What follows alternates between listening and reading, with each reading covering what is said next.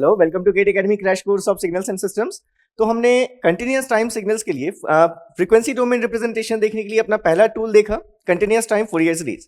अगर signals periodic हैं तो हम उनके लिए यूज कर सकते हैं कंटिन्यूअस टाइम फूरियर सीरीज।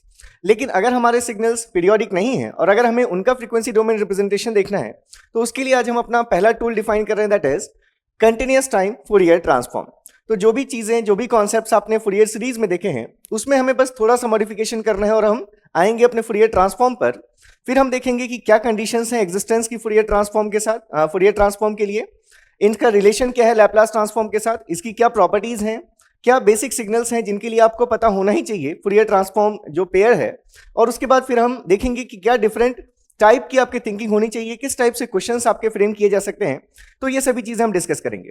आपके ये वीडियोस कुछ लेंदी हो रहे हैं, मतलब आपके जो ड्यूरेशन है वो थोड़ी सी ज़्यादा हो रही है वीडियोस की, लेकिन फिर भी आप डेडिकेटेड हैं, आपके पास टाइम भी कम है। तो हमारा टारगेट यही है कि हम within 10 days, next 10 days to 12 days हम इसको पूरा कंप्लीट करें कोर्स को। तो थोड़ा सा आप अपना डेडिकेशन दिखाएंगे। जो भी वीडियोज लेंथ अगर ज़्यादा भी हैं तो भी आप बिना स्किप किए उन सारे कॉन्सेप्ट्स को देखेंगे। अगर आप पहली बार प्रिपरेशन कर रहे हैं तो आपके लिए बहुत ज़रूरी है। तो चलिए, अगर हम फर्स्ट इंट्रोडक्शन देखें अपने फूरियर ट्रांसफॉर्म का, तो अभी हमने लिया कोई एक periodic signal, continuous time periodic signal. जैसे अगर हमने एक डिफाइन किया, लेट इट इज, हमने एक डिफाइन किया था continuous time periodic rectangular gate pulses. ये अगर हमारे पास ऐसी कोई ये वैल्यू थी, अगर हमारे पास ये ऐसा कोई पीरियोडिक सिग्नल था जो फाइनाइट टाइम पीरियड के साथ पीरियोडिक था, अगर हमने लिखा ये पॉइंट t/2 और ये पॉइंट t, अगर इसकी विड्थ माइनस t1 से t1 आपको दिख रही है, मतलब टोटल विड्थ अगर t1 है तो इस पॉइंट से आपने देखा था ये पॉइंट t प्लस t1 और ये पॉइंट t माइनस t1। ऐसा हमने अगर कोई सिग्नल लिया t के रिस्पेक्ट में x ऑफ t, हमें एम्पलीट्यूड से मतलब नहीं है, हमें बस रिप्रेजेंटेशन देखना है। तो ऐसे सिग्नल के लिए हमने देखा कि जो फूरियर सीरीज कोफिशिएंट्स आते हैं उनके लिए हमारे पास ऐसा कुछ हमें स्पेक्ट्रम मिला ये फूरियर सीरीज कोफिशिएंट्स का विथ रिस्पेक्ट टू k। अगर हम ये प्लॉट करें a के, तो हमारे पास इस टाइप की ये कोई सैम्पलिंग फंक्शन के फॉर्म में हमें ये वैल्यू मिली थी। ठीक है, आपको बस समझना है कि हमने क्या वहां पर डिस्कशन किया था, उसी को बस हम कंटिन्यू कर रहे हैं। तो हमने ये कहा था कि अगर हमारे पास जो सिग्नल है अगर वो पीरियोडिक है तो उस केस में अगर वो सिग्नल साइनोसॉइडल हो या नहीं हो, हम उसको रिप्रेजेंट कर सकते हैं। अगर हम कॉम्प्लेक्स एक्सपोनेंशियल्स का कॉम्बिनेशन ले लें या साइन और कोसाइन का कॉम्बिनेशन ले लें, वो सभी साइन या कोसाइन फंक्शंस कैसे थे, जिनकी frequencies integer multiple times of जो फंडामेंटल फ्रीक्वेंसी थी एक्स ऑफ टी सिग्नल की। क्योंकि एक्स ऑफ टी सिग्नल पहले पीरियोडिक था तो उसकी अपनी कुछ फाइनाइट उसकी टाइम पीरियड और फ्रीक्वेंसी की वैल्यूज थी, तो आपने डिफाइन किया के ओमेगा नॉट। आपने अगर लिखा ये एक्सिस आपको पता है ये के ओमेगा नॉट की एक्सिस है, मतलब अगर के की वैल्यू यहाँ 1, ये 2, ये 3, 4 इस टाइप की आपने अगर वैल्यूज ली हैं तो आपको पता है कि ये पॉइंट ओमेगा नॉट फ्रीक्वेंसी को रिप्रेजेंट कर रहा है, ये point twice of omega naught and so on. मतलब आपने कहा कि इस पीरियोडिक सिग्नल को रिप्रेजेंट करने के लिए जो साइनोसॉइडल नहीं है इसको हम कॉम्प्लेक्स एक्सपोनेंशियल्स के फॉर्म में रिप्रेजेंट कर सकते हैं। हमें किन किन फ्रीक्वेंसीज के कंपोनेंट्स लेने पड़ेंगे, ओमेगा नॉट फ्रीक्वेंसी का कंपोनेंट लेना पड़ेगा, उसको कुछ वैल्यू होगी। ये ओमेगा इक्वल्स टू 0 पर आपने देखा ये डीसी वैल्यू है, मतलब आपने देखा था ये वैल्यू 2t1/t थी। तो कुछ डीसी कंपोनेंट लेना पड़ेगा जीरो फ्रीक्वेंसी का। कुछ अगर frequency x of T signal की फ्रीक्वेंसी ओमेगा नॉट थी तो ओमेगा नॉट फ्रीक्वेंसी का कुछ कंपोनेंट लेना पड़ेगा, ट्वाइस ओमेगा नॉट फ्रीक्वेंसी का कुछ कंपोनेंट लेना पड़ेगा। तो ये सभी चीजें आप तब डिफाइन कर पा रहे हैं अगर आपका सिग्नल पीरियोडिक है, ओमेगा नॉट की वैल्यू अगर कुछ फाइनाइट वैल्यू आपके पास है।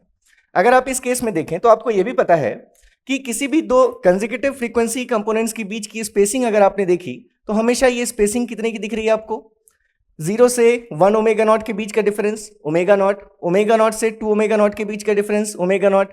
मतलब ये सभी स्पेक्ट्रल जो कंपोनेंट्स हैं ये एक दूसरे से कितनी फ्रीक्वेंसी से स्पेस्ड हैं, ओमेगा नॉट फ्रीक्वेंसी से स्पेस्ड है। तो अब अगर हम कंडीशन ये चाहते हैं कि अगर हमारा सिग्नल पीरियोडिक नहीं है, ये चीज हमने देखी थी, ये रिपीटेड थी फ्रॉम -∞ टू इन्फिनिटी, मतलब ये चीज हमारी एग्जिस्ट कर रही थी। तो अब अगर आपने इस सिग्नल का जिसका टाइम पीरियड फाइनाइट था, अगर हम इसके टाइम पीरियड को इनफाइनाइट ले लें, मतलब ये जो पॉइंट्स हैं -t/2 और t/2 जिसके बीच में हमारा ये एक गेट पल्स हमारी आ रही है, अगर हम गेट पल्स की विड्थ इतनी ही रखें लेकिन अगर हम इसके टाइम पीरियड को इनफाइनाइट कर दें, तो अब ये जो पॉइंट्स हैं -t/2 और t/2 के पॉइंट्स, ये आपको कैसे दिखेंगे, आपको दिखेगा ये गेट एक पल्स है आपके पास जिसकी विड्थ है 2t1 -t1 से t1 तक। इसके बाद जो इसका टाइम पीरियड है जो ये 0 रहने वाली है चीज t1 से लेकर t/2 तक, क्योंकि t आपने इन्फिनिटी अगर ले लिया तो अब वो पॉइंट नहीं आएगा, मतलब आपको सिंपली एक ही आपको पल्स दिख रही है। अब ये आपका इस केस में सिग्नल है x ऑफ t। जो सिग्नल कैसा है, आप कह सकते हैं एपीरियोडिक सिग्नल है। तो किसी एपीरियोडिक सिग्नल को हमने ये देखा कि हम कह सकते हैं it is a periodic signal having time period t is equals to infinity. अगर कोई चीज अपने आप को रिपीट नहीं कर रही तो हम कहेंगे इन्फिनिटी टाइम के बाद रिपीट करेगी। तो ऐसे केसेस में अब अगर आपने t की वैल्यू इन्फिनिटी कर दी, अगर हमने limit t tends to infinity ले लिया, तो limit t tends to infinity लेने का इफेक्ट अगर आप देखें तो हम ओमेगा नॉट फ्रीक्वेंसी को कैसे रिलेट करते हैं। आपने ओमेगा नॉट फ्रीक्वेंसी को रिलेट किया टाइम पीरियड से 2π/t। तो अगर इस t की वैल्यू को आप इंक्रीज करेंगे तो ओमेगा नॉट फ्रीक्वेंसी की वैल्यू डिक्रीज होगी। अगर आपने देखा है t टेंड्स टू इन्फिनिटी, तो अगर आप देखें limit t tends to infinity, ये जो वैल्यू है 2π/t, जिसको आप नाम देते हैं ओमेगा नॉट। अब ये ओमेगा नॉट टेंड्स टू क्या हो जाएगी वैल्यू, अगर आप देखें तो ये जो वैल्यू है ओमेगा नॉट, अगर आप t टेंड्स टू इन्फिनिटी लेंगे तो ऑलमोस्ट ये वैल्यू क्या होगी, जीरो। ये नेग्लिजिबली स्मॉल हो जाएगी। तो इस वैल्यू को अगर आप देखें कि ये जो वैल्यू है इसको हम डी ओमेगा से रिप्रेजेंट करते हैं, where d omega tends to zero. अगर आप देखें limit t tends to infinity, तो ये वैल्यू क्या होगी, जो ओमेगा नॉट थी वैल्यू, उसको हमने नाम दे दिया d omega, where limit d omega tends to zero, जहां पर डी ओमेगा की वैल्यू क्या है, टेंडिंग टू जीरो है। तो आपने ये देखा अगर पहले टाइम पीरियड फाइनाइट था तो ये ओमेगा नॉट जो किसको रिप्रेजेंट कर रहा है, स्पेसिंग बिटवीन स्पेक्ट्रल कंपोनेंट्स, ये ओमेगा नॉट की कुछ वैल्यू थी फाइनाइट। अब अगर आपने t टेंड्स टू इन्फिनिटी कर दिया तो ये omega naught tending to zero आ गया, जिसको आपने नाम क्या दे दिया, डी ओमेगा अगर आपने नाम दे दिया। तो ये चीज अगर जीरो आ गई स्पेसिंग, तो आप ये समझ सकते हैं कि ये जो स्पेक्ट्रल कंपोनेंट्स हैं ये इतने दूर दूर लोकेटेड नहीं होंगे, ये क्या होंगे, एक दूसरे पर ओवरलैप करेंगे। तो आप इसका कॉन्सेप्ट आपको ये समझना है कि अगर सिग्नल पीरियोडिक था तो उसको सिर्फ ओमेगा नॉट के इंटीजर मल्टीपल फ्रीक्वेंसीज के टर्म्स में, उनके कंपोनेंट्स के टर्म्स में आप रिप्रेजेंट कर सकते थे। लेकिन अब आपका सिग्नल पीरियोडिक ही नहीं है, तो अब अगर पीरियोडिक नहीं है तो उसको रिप्रेजेंट करने के लिए सिर्फ ये omega not, 2 omega naught, 3 omega naught frequency component से काम नहीं चलेगा, आपको एंटायर फ्रीक्वेंसी रेंज लेनी पड़ेगी from minus infinity to plus infinity. तो उस केस में अगर आप मान लीजिए कि ये जो चीज आप देख रहे हैं, अगर ये चीज एक दूसरे पर ओवरलैप करती, मतलब मैं सिर्फ लेफ्ट हैंड साइड में थोड़ा सा शो करूं अगर, तो ये चीज जो दो कंपोनेंट्स होते हैं उनके बीच की स्पेसिंग नेग्लेक्ट आप कर सकते हैं, मतलब ये ऑलमोस्ट क्या हो गई, जीरो हो गई। मतलब आपको इस टाइप की ये चीज दिख रही है, जो एक दूसरे के बाद जो कंपोनेंट्स आ रहे हैं वो एक दूसरे के बाद ओवरलैपिंग आपको दिख रहे हैं। तो अगर इस टाइप का शेप बनेगा तो आप ये समझ सकते हैं कि उस केस में आप अगर इसके एनवेलप को ऐसे शो करें, अगर ये सिग्नल इस फूरियर सीरीज कोफिशिएंट्स का एनवेलप है, तो आपको दिख रहा है कि ये जो वैल्यूज हैं हमारी अब ये कंटिन्यूअस हो गए। आपके ओमेगा की सारी वैल्यूज के लिए अगर आप इस फूरियर सीरीज कोफिशिएंट्स को जैसे आप एनालाइज करते थे वैसे ही आपको कंपोनेंट्स लेने पड़ेंगे, हर एक फ्रीक्वेंसी के कंपोनेंट्स, क्योंकि जो स्पेसिंग है कंपोनेंट्स के बीच की, अब वो स्पेसिंग रिड्यूस होकर क्या हो गई, जीरो हो गई। तो यहीं से हम टर्म डिफाइन करते हैं continuous Fourier time Fourier transform. आपने कंटिन्यूअस टाइम फूरियर सीरीज में दो एक्सप्रेशंस लिखे थे। तो देखिए हमने सबसे पहले क्या कहा कि अगर सिग्नल एपीरियोडिक हो गया तो एपीरियोडिक सिग्नल के लिए आप यहां लिख सकते हैं for aperiodic signal we can take time period t tends to infinity, that is we can analyse aperiodic signal in terms of periodic signal where we can take the time period of that periodic signal to be infinite। तो अब इस case में हमें क्या क्या चीजें दिख रही हैं। पहली चीज omega naught tending to zero हो गई, ठीक है। Actually omega naught tending to zero की उसको वैल्यू को हमने क्या नाम दिया, वो वैल्यू क्या हमारी डी ओमेगा है, where d omega tending to zero है। तो अगर फ्रीक्वेंसी कंपोनेंट्स के बीच की स्पेसिंग हट गई तो ये अभी आपकी जो एक्सेस है ये अभी एक्सेस के ओमेगा नॉट की एक्सेस है। ये मतलब के ओमेगा नॉट की अगर एक्सेस आपको पता है, ये जहां पर के की आप सिर्फ इंटीजर वैल्यूज पुट कर रहे हैं।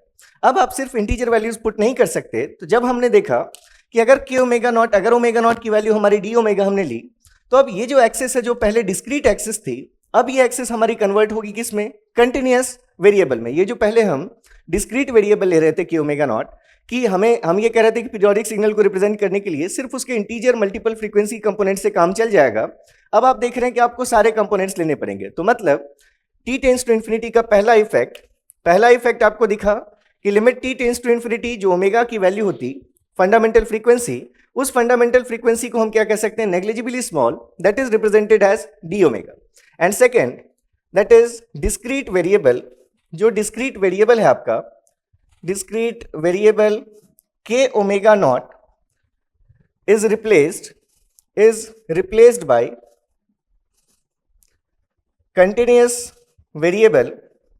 continuous variable omega। तो अगर हम फूरियर सीरीज में जो हमने दो एक्सप्रेशंस देखे थे, जिसमें एक को आपने नाम दिया था एनालिसिस इक्वेशन, एक को सिंथेसिस इक्वेशन। तो पहले अगर हम अपनी एनालिसिस इक्वेशन देखें, तो analysis equation of Fourier series क्या लिखी थी हमने, ए के is equals to 1/t integration कोई भी एक टाइम पीरियड के लिए, तो अगर हम ले लें -t/2 to +t/2 xt into e to the power -jk omega naught t dt। तो अब अगर हम limit t tends to infinity का इफेक्ट, जो जो चीजें हमने यहां पर डिस्कस की हैं, अगर हम यहां पर सब्स्टिट्यूट करें, मतलब अगर आप देखें तो अगर हमने इस t को यहां मल्टीप्लाई किया और हमने लिखा t into a k, where we are taking limit t tends to infinity, then it is going to be limit t tends to infinity. यहां भी आपने ये जो आपने इंटीग्रल लिखा है -t/2 to +t/2 xt e to the power -jk omega naught t dt।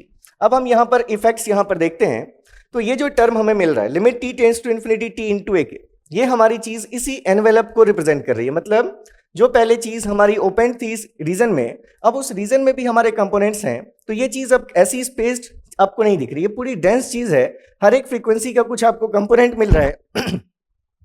तो आपने ये जो चीज बनी, इसको हम नाम देते हैं, it is representing envelope of Fourier series coefficients. ये फूरियर सीरीज कोफिशिएंट्स के एनवेलप को रिप्रेजेंट करता है, और इसी चीज को अगर हम limit t tends to infinity पर देखते हैं तो हम नाम देते हैं फूरियर ट्रांसफॉर्म। तो अगर आप यहां से देखें तो हम लिख सकते हैं लिमिट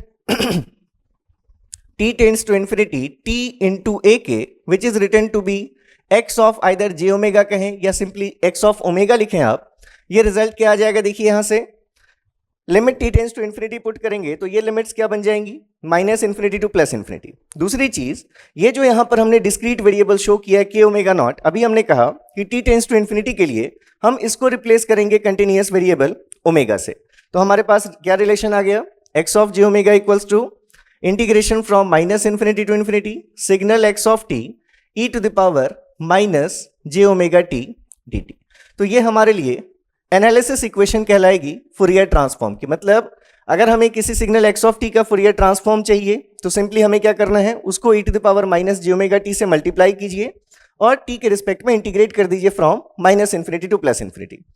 तो ये जो हम एक्सप्रेशन लेकर आए, ये आपने फूरियर सीरीज कोफिशिएंट्स को यूज किया, और रिलेशन क्या है, अगर फूरियर सीरीज कोफिशिएंट से फूरियर ट्रांसफॉर्म चाहिए तो आप limit t tends to infinity t into a k आपको लेना है, और t टेंड्स टू इन्फिनिटी पर आपको ध्यान रखना है कि जहां भी ए के में k ओमेगा नॉट है वो रिप्लेस हो जाएगा किससे, ओमेगा से रिप्लेस हो जाएगा।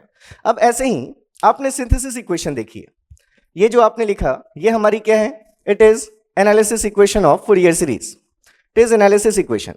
अब अगर आप देखें सिंथेसिस इक्वेशन, तो हमने सिंथेसिस इक्वेशन लिखी थी फूरियर सीरीज में, that is x of t is equals to summation from k is equals to -infinity to infinity, जिस सिग्नल जो इसके फूरियर सीरीज कोफिशिएंट्स हैं, that is a k e to the power +jk omega naught t।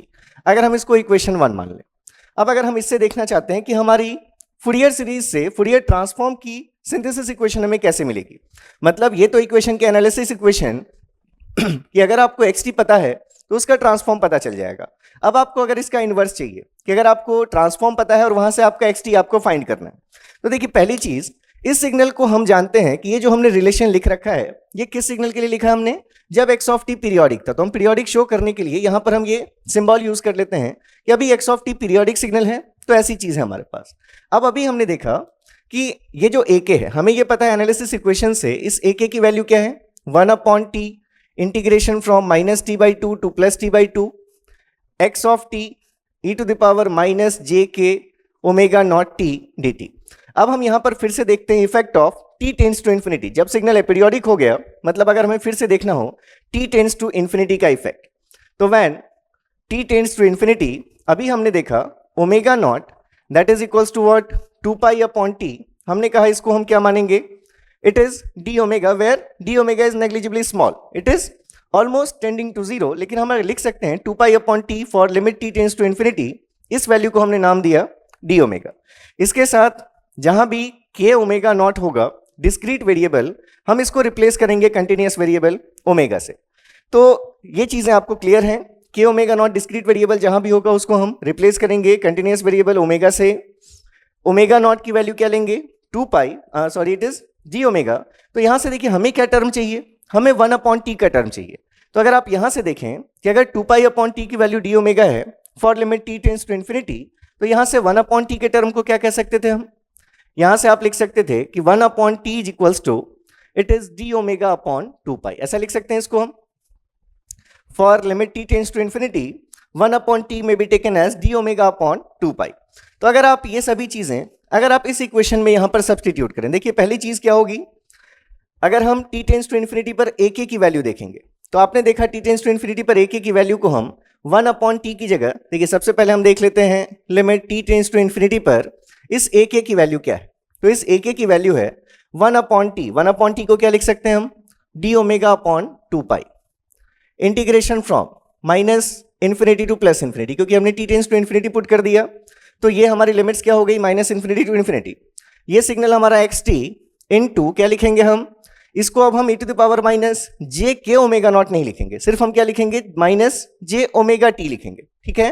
तो इसको हमने लिखा into e to the power minus j omega t and d t, ये हमने लिखा। अब अगर हम मान लें कि ये हमारी इक्वेशन 2 है, इस इक्वेशन 2 को अगर हम इस इक्वेशन में सब्स्टिट्यूट कर दें तो ये पहले हमें inverse signal x of t periodic signal दे रहा था, अब हमें ये पीरियोडिक नहीं मिलेगा लेकिन इनवर्स मिलेगा, ठीक है। तो यहां पर अब हम इस इक्वेशन से लिख सकते हैं फ्रॉम इक्वेशन 1, इक्वेशन 1 से अब हम क्या लिख सकते हैं, x of t equals to, अब हमने पीरियोडिक का सिंबल यूज नहीं किया, x of t is equals to. अब फिर से देखिए आप टी टेंड्स टू इन्फिनिटी पर देख रहे हैं तो पहले ये के ओमेगा नॉट था, तब यहां पर समेशन आपने यूज किया था के की value minus infinity to infinity. अब आप कह रहे हैं कि टी टेंड्स टू इन्फिनिटी पर ये चीज क्या हो गई, कंटिन्यूअस वेरिएबल में रिप्लेस्ड हो गई, तो अब इसलिए समेशन नहीं होगा, क्या होगी वैल्यू, इंटीग्रेशन आपको लेनी है। तो अगर हम देखें इस वैल्यू को तो क्या लिख सकते हैं हम, integration from minus infinity to plus infinity, तो हमने लिखा माइनस इन्फिनिटी टू इन्फिनिटी, उस बीच में आपको एक की वैल्यूज लिखनी। एक की वैल्यू क्या है आपके पास, एक की वैल्यू है आपकी d omega upon 2 pi integration from minus infinity to infinity x t e to the power minus j omega t d t. और इसके बाद फिर आपको क्या लिखना है, इसके साथ आपको लिखना है e to the power J k omega naught t, तो आपने लिखा ई to the power J k omega naught T. और ये जे के ओमेगा नॉट टी को भी आप क्या लिखेंगे, अगर आप टी टेंड्स टू इन्फिनिटी पर देख रहे हैं तो इसको हम क्या लिखेंगे, जे ओमेगा टी लिखेंगे। तो हमारे पास ये वैल्यू आ गई।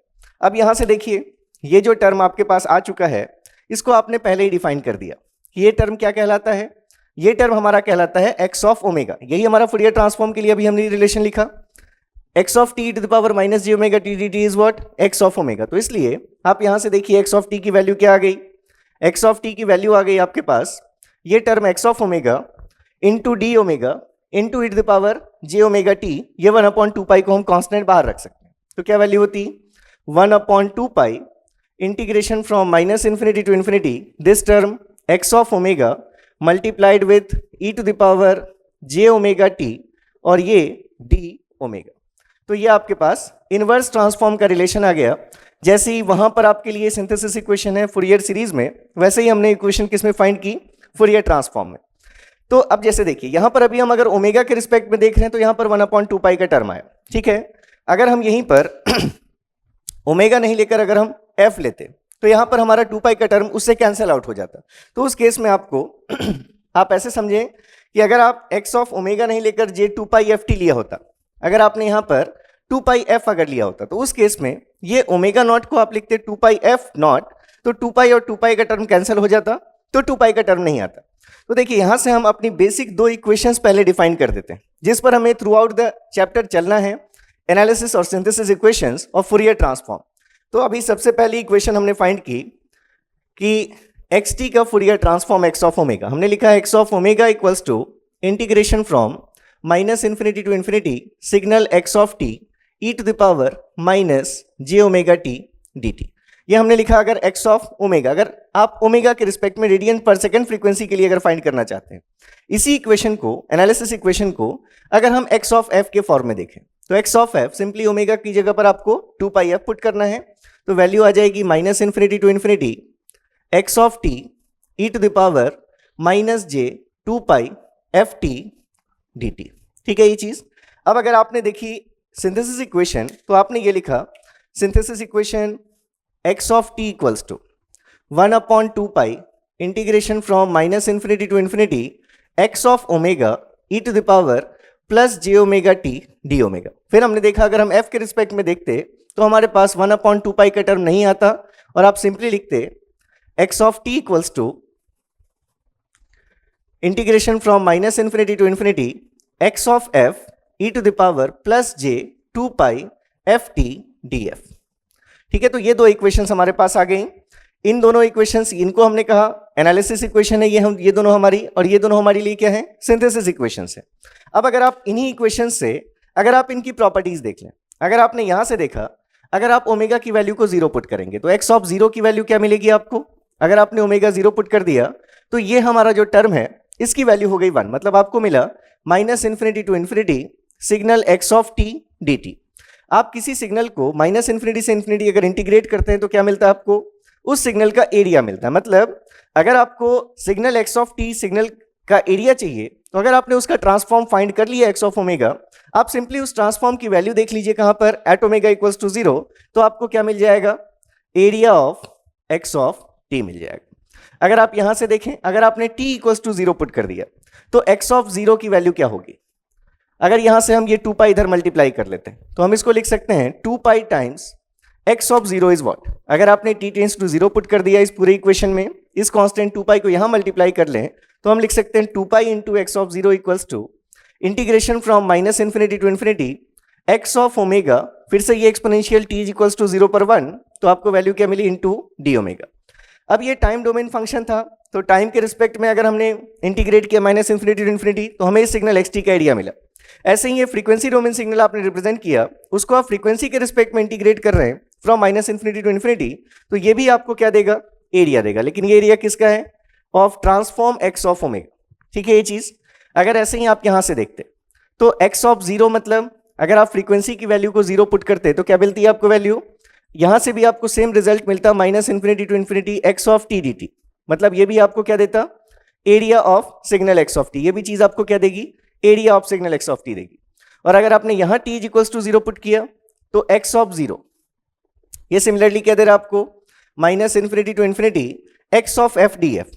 ये टर्म फिर से हमारा t इक्वल्स टू 0 पर 1, तब आप देख रहे हैं डायरेक्टली आपको x ऑफ 0 क्या दे देगा, ट्रांसफॉर्म x ऑफ f के अंदर का एरिया देगा। अगर आपको x ऑफ ओमेगा के अंदर का एरिया चाहिए तो x ऑफ 0 में आपको 2 पाई मल्टीप्लाई करना पड़ेगा। ये दोनों चीजें क्लियर हैं, तो यहां से हम लिख सकते हैं it is simply area under x of f।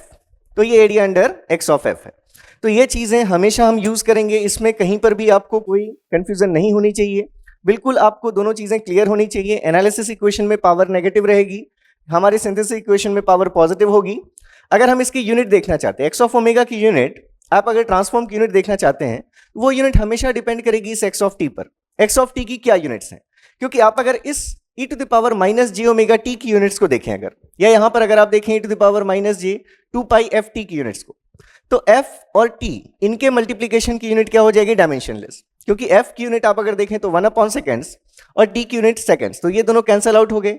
j 2 पाई ये कांस्टेंट है, यूनिटलेस क्वांटिटी है, एक्सपोनेंशियल भी यूनिटलेस क्वांटिटी है। इसका मतलब इस टर्म को अगर आप देखते हैं तो ये टर्म आपका क्या है, यूनिटलेस क्वांटिटी है। तो आप जो भी x ऑफ t लेंगे उसको टाइम के रिस्पेक्ट में इंटीग्रेट कर रहे हैं तो x of t into seconds आपकी यूनिट होगी। अगर आपने x of t voltage signal लिया तो वोल्टेज सेकेंड्स ये x ऑफ ओमेगा की यूनिट होगी। वोल्टेज सेकेंड्स कहें या वोल्ट्स पर हर्ट्ज कहें, वोल्ट सेकेंड्स कहें या फिर वोल्ट्स पर हर्ट्ज कहें, तो डिपेंड करता है x ऑफ t की यूनिट क्या है। ये क्वांटिटी हमारी यूनिटलेस है, xt को टाइम में मल्टीप्लाई करेंगे, मतलब जो xt की यूनिट होगी मल्टीप्लाइड विद सेकेंड्स वो हमारे ट्रांसफॉर्म x ऑफ f की यूनिट्स होंगी। तो ये हमने देख लिया कि ये हमारी इक्वेशंस हैं। ठीक है, अब हम अगर देखें कि एग्जिस्टेंस की क्या कंडीशंस हैं, आप अगर इसका रिलेशन देखना चाहते हैं, सबसे पहले अगर आप इसको थोड़ा सा रिलेट कर लें अपने लैप्लास ट्रांसफॉर्म से जो हमारा नेक्स्ट चैप्टर होगा, तो यहाँ पर हमें बहुत ज़्यादा उसको अभी डिस्कस नहीं करना, फिर भी कुछ बेसिक चीज़ें, बेसिक रिलेशंस बिल्कुल हमें पता होने चाहिए, तो उनको देख लेते हैं हम। तो ये Fourier transform one of the most important topics, क्योंकि इसके एप्लीकेशन बेस्ड बहुत से क्वेश्चंस आपको मिलेंगे। जरूरी नहीं है कि फूरियर ट्रांसफॉर्म का ही क्वेश्चन हो सकता है कंटिन्यूस टाइम फिल्टर्स का क्वेश्चन हो, उसमें पूरा सॉल्यूशन इसके ही कॉन्सेप्ट पर बेस्ड होगा, फूरियर ट्रांसफॉर्म के कॉन्सेप्ट्स पर। तो इंपॉर्टेंट टॉपिक है आपका और बिल्कुल आपको प्रैक्टिस बस करते रहना है और आपको बताते भी रहना है मुझे कि आप जैसे अभी फूरियर सीरीज तक आपने कंप्लीट किया, तो फूरियर सीरीज के कितने क्वेश्चंस आपसे बन रहे हैं, कैसी चल रही है आपकी प्रिपरेशन। तो कनेक्शन एक ज़रूरी है जिसमें मैं थोड़ा लैग कर रहा हूँ, मेरी तरफ से ही थोड़ी प्रॉब्लम है, लेकिन फिर भी आप लोग एटलीस्ट अपनी तरफ से मुझे अगर इन्फॉर्म करते रहेंगे तो अच्छा रहेगा। तो ये हमारी इक्वेशंस इंपॉर्टेंट हैं, एनालिसिस और सिंथेसिस इक्वेशंस, तो बिल्कुल रिलेट कर सकते हैं आप। जितने भी ट्रांसफॉर्म्स आगे पढ़ेंगे उन सभी को हम रिलेट कर सकते हैं। अगर हम रिलेट कर पाए तो फिर हमारे लिए याद रखना भी बहुत आसान रहेगा। ये हमने लिख लिया x ऑफ ओमेगा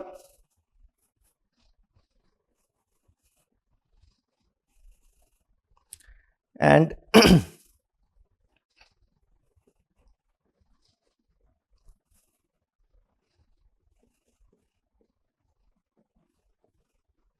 ठीक है, ये रिलेशंस आपने देख लिए। अब अगर हम रिलेशन देखें with Laplace transform, relation with Laplace transform, तो वहां पर आप अगर थोड़ा तो देखा ही होगा आपने, क्योंकि लास्ट इसमें भी देखें अपने सिस्टम्स में भी कि x of s x t का ट्रांसफॉर्म आप लिखते हैं माइनस इन्फिनिटी टू इन्फिनिटी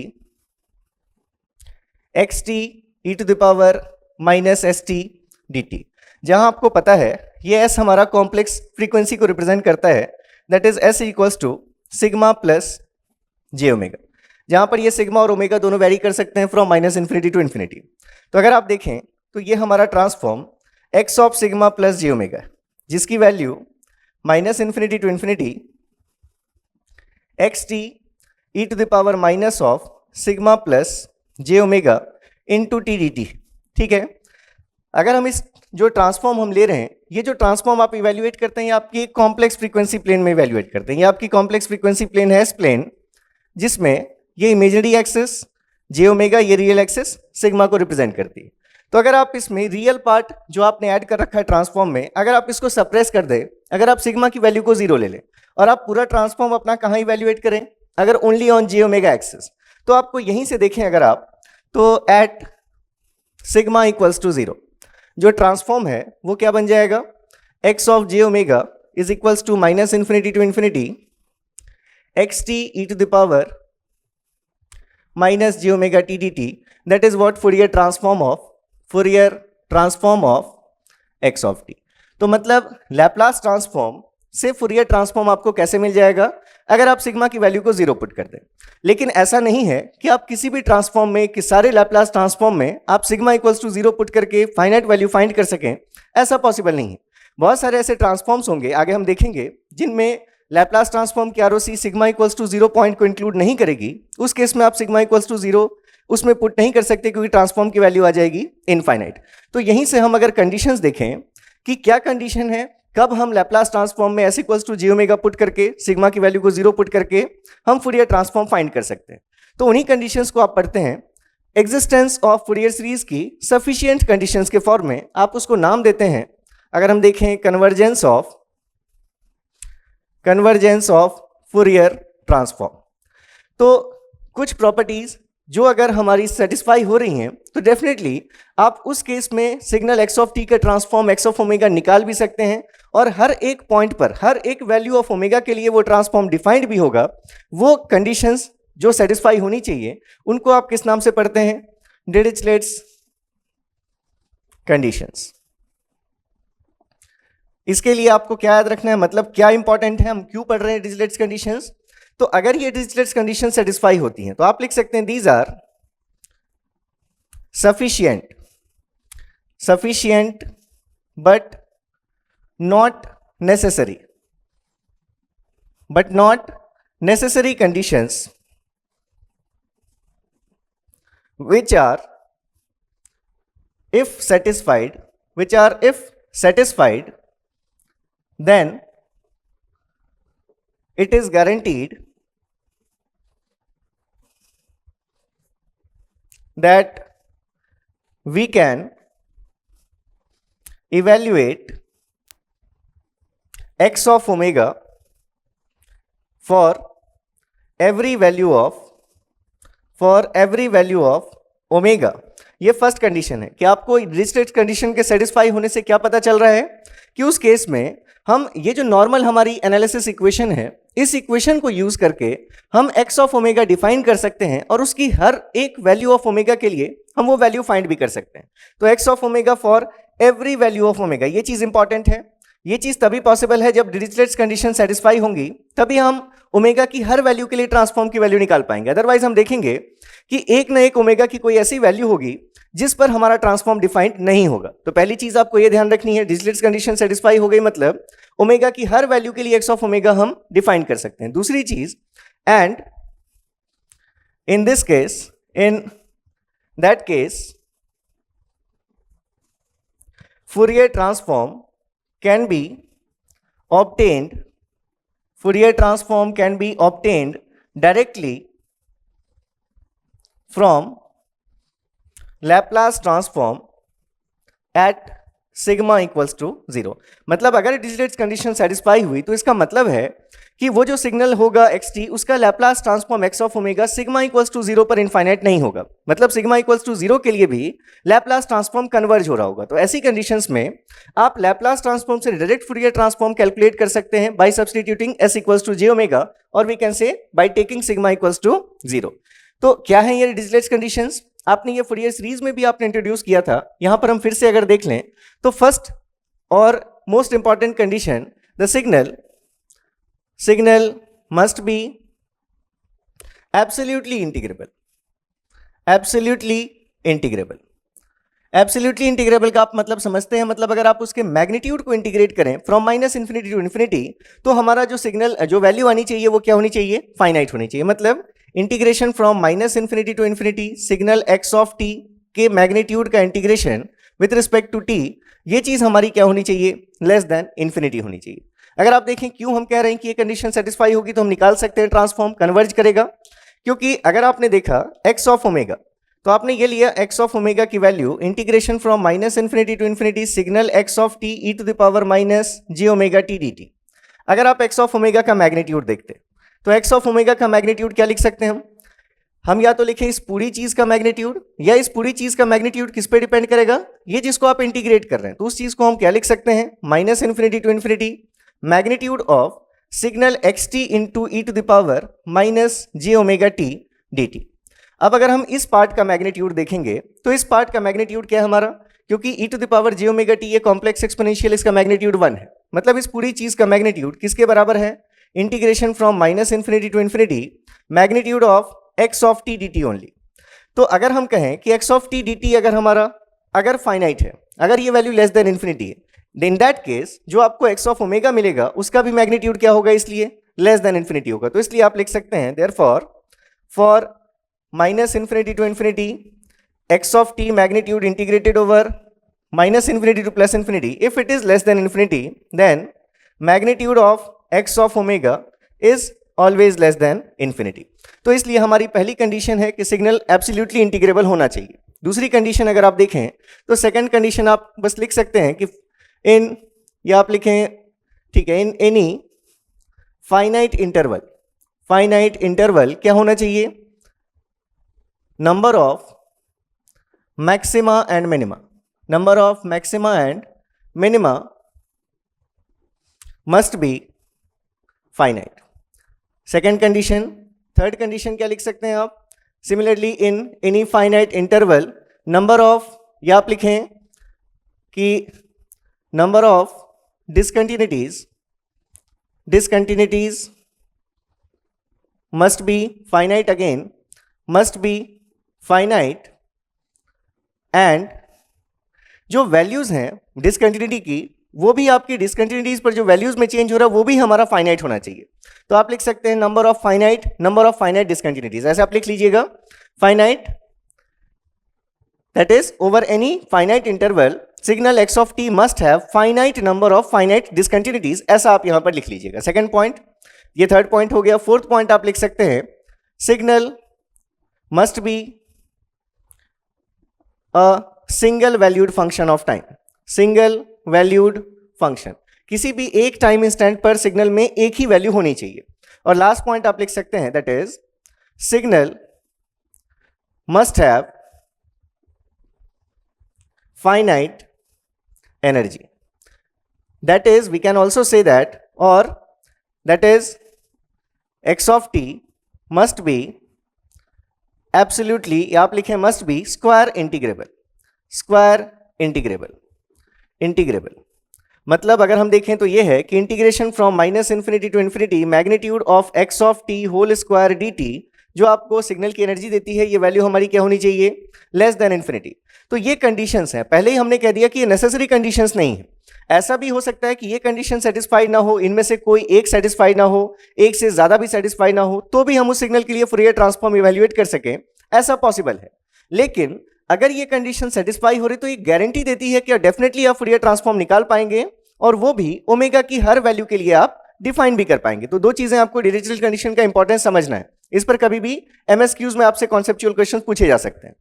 तो नेक्स्ट अगर हम यहां से देखें कि अगर ये कंडीशन सेटिस्फाई हुई तो हमने ये लिखा कि if all these conditions are satisfied, then we can find x of omega is equals to x of s Laplace transform at s is equals to j omega. उस कंडीशन में हम ये निकाल सकते हैं, और x of omega की value भी हम ओमेगा की हर वैल्यू के लिए डिफाइन कर सकते हैं. ये चीज आपने लिख ली. अब यहां से अगर आप देखें, ठीक है, सभी वैल्यूज के लिए हम डिफाइन कर सकते हैं. तो ये हमारे x ऑफ ओमेगा के लिए. अब यहां पर अगर आप देखें कि जो सिग्नल्स हमें मिलेंगे, जैसे मान लीजिए आपकी तीन कंडीशंस हो सकती, तीन टाइप की कंडीशंस या चार टाइप की कंडीशंस. फर्स्ट अगर आप देखें, जैसे अगर हम सिग्नल ले लें e to the power minus a t u t, या हम सिग्नल ले लें e to the power minus a mod of t, तो ये सभी सिग्नल्स हमारे इस टाइप के, ये जो सिग्नल्स हमारे एटसेट्रा आर एनर्जी सिग्नल्स. ये हमारे कैसे सिग्नल्स हैं, एनर्जी सिग्नल्स हैं.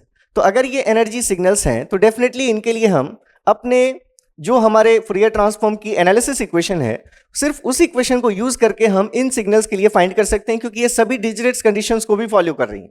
These are energy signals fulfilling all Dirichlet's condition. ठीक है, therefore hence x of omega can be evaluated using analysis equation. पहली कंडीशन हो गई ये एनालिसिस इक्वेशन. तो अगर ये एनर्जी सिग्नल्स हैं तो एनालिसिस इक्वेशन को यूज करके हम कर सकते हैं, क्योंकि डिरिचलेट कंडीशन सेटिस्फाई हो रही है. नेक्स्ट अगर हम देखें, अगर हमारे पास हो, जैसे अगर हमने कहा कि सिग्नम ऑफ टी है, या यू टी है, या साइन ओमेगा नॉट टी है, या कॉस ओमेगा नॉट टी है, साइन ओमेगा नॉट टी, ये सभी जो सिग्नल्स हैं हमारे, ये हमारे सिग्नल्स कैसे हैं, पावर सिग्नल्स हैं. these are not absolutely integrable, लेकिन ये कैसे हैं, बट पावर सिग्नल्स. लेकिन ये पावर सिग्नल्स हैं. तो आपको हमेशा याद रखना है कि Fourier transform will exist for energy signals, it will exist for power signal, और ये एग्जिस्ट करेगा इंपल्स कंटेनिंग सिग्नल्स के लिए. तो आप यहां पर कहीं पर लिख सकते हैं एक स्टार मार्क देकर कि Fourier transform exist for energy signals हों या पावर सिग्नल्स हों, या अगर एनर्जी भी सिग्नल नहीं है, पावर सिग्नल भी नहीं है, जैसे आपने देखा इंपल्स फंक्शन. लेकिन क्योंकि वो एब्सोल्युटली इंटीग्रेबल है, अगर आप उसको इंटीग्रेट करते हैं तो एरिया की वैल्यू फाइनाइट है, क्योंकि एक स्पेशल केस है. ऐसा इंपल्स ही एक फंक्शन है जो ना तो एनर्जी सिग्नल है ना तो पावर सिग्नल है, लेकिन एब्सोल्युटली इंटीग्रेबल है. तो इसलिए आप एनर्जी सिग्नल्स के लिए फूरियर ट्रांसफॉर्म फाइंड कर सकते हैं, आप पावर सिग्नल के लिए फूरियर ट्रांसफॉर्म फाइंड कर सकते हैं, एंड इंपल्सेस के लिए आप फाइंड कर सकते हैं. मतलब हम किन के लिए फाइंड नहीं कर सकते, अगर कोई सिग्नल एनर्जी सिग्नल भी नहीं है और पावर सिग्नल भी नहीं है other than impulse function, then for that function Fourier transform will not exist. ठीक है, अगर हमारा signal neither energy nor power signal है, मतलब वो अनबाउंडेड सिग्नल है अदर देन इंपल्स, तो उसके लिए फूरियर ट्रांसफॉर्म आप इवैल्यूएट नहीं कर सकते. तो इसीलिए हम देखेंगे यही रेमेडी को आप रिमूव करने के लिए यूज करते हैं लैप्लास ट्रांसफॉर्म. तो यहां से हमने लिखा कि ये जो हमारे फंक्शंस हैं ये हमारे एब्सोल्युटली इंटीग्रेबल नहीं है. आप अगर देखें तो साइन ओमेगा नॉट टी को आप minus infinity to infinity integrate नहीं कर सकते. ठीक है, मतलब अगर आप देखेंगे या यू टी है या सिग्नम ऑफ टी है, तो इनको आप पूरे अगर मैग्नीट्यूड के, क्योंकि देखिए मैग्नीट्यूड को इंटीग्रेट करना है आपको. अगर साइन ओमेगा नॉट टी हमारा ये फंक्शन है, ये हमारा फंक्शन है साइन ओमेगा नॉट टी, हमें इसको इंटीग्रेट नहीं करना। अगर हम इसके मैग्नीट्यूड को देखेंगे तो इसका मैग्नीट्यूड क्या होगा, जहां पर ये अगर रियल है तो मैग्नीट्यूड वाइज इसकी वैल्यू ही होगी मैग्नीट्यूड में भी, लेकिन जहां ये नेगेटिव हो रहा है वहां पर भी वैल्यू क्या होगी, पॉजिटिव होगी। तो magnitude of sine omega naught T कैसा दिखेगा, ये ऐसी वैल्यू दिखेगी। तो अगर ये सभी पॉजिटिव वैल्यूज हैं from minus infinity to infinity, तो आप इसको इंटीग्रेट नहीं कर सकते, वैल्यू क्या आएगी, इनफाइनाइट आएगी। ऐसे ही यूटी सिग्नल के अंदर का आप एरिया बता सकते हैं, एरिया इनफाइनाइट है क्योंकि 0 से लेकर इन्फिनिटी तक उसकी वैल्यू है कांस्टेंट 1। तो ऐसे ही सिग्नम ऑफ टी अगर आप लेंगे तो उसका मैग्नीट्यूड, जहां सिग्नम ऑफ टी -1 होता है from minus infinity to 0, magnitude के केस में वो चीजें भी आप देख चुके हैं कि वो वैल्यू भी 1 हो जाएगी, मतलब सिग्नम ऑफ टी का मैग्नीट्यूड DC1 को रिप्रेजेंट करेगा। तो उसके अंदर का एरिया माइनस इन्फिनिटी से इन्फिनिटी में इनफाइनाइट। तो इनका एरिया फाइनाइट नहीं है, ये एब्सोल्युटली इंटीग्रेबल नहीं है, फिर भी हम इनके लिए फूरियर ट्रांसफॉर्म डिफाइन कर सकते हैं। Still, we can find Fourier transform using some indirect techniques, जिनको आप पढ़ते हैं किस नाम से, प्रॉपर्टीज ऑफ Fourier ट्रांसफॉर्म के नाम से, some indirect techniques। तो Fourier ट्रांसफॉर्म तो हम निकाल लेंगे, लेकिन क्योंकि ये डिरिचलेट कंडीशन को सेटिस्फाइड नहीं कर रही, इसलिए but as all Dirichlet's conditions are not satisfied,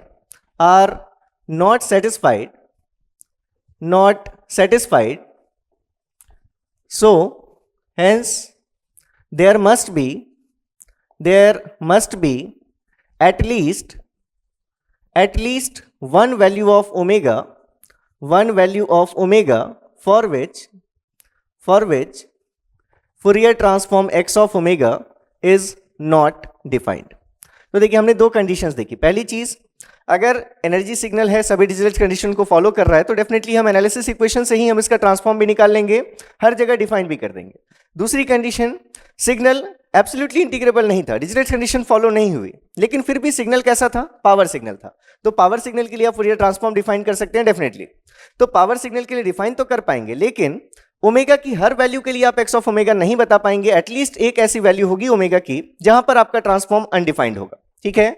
और अगर आप देखें थर्ड केस, अगर हमने लिया impulse delta t is neither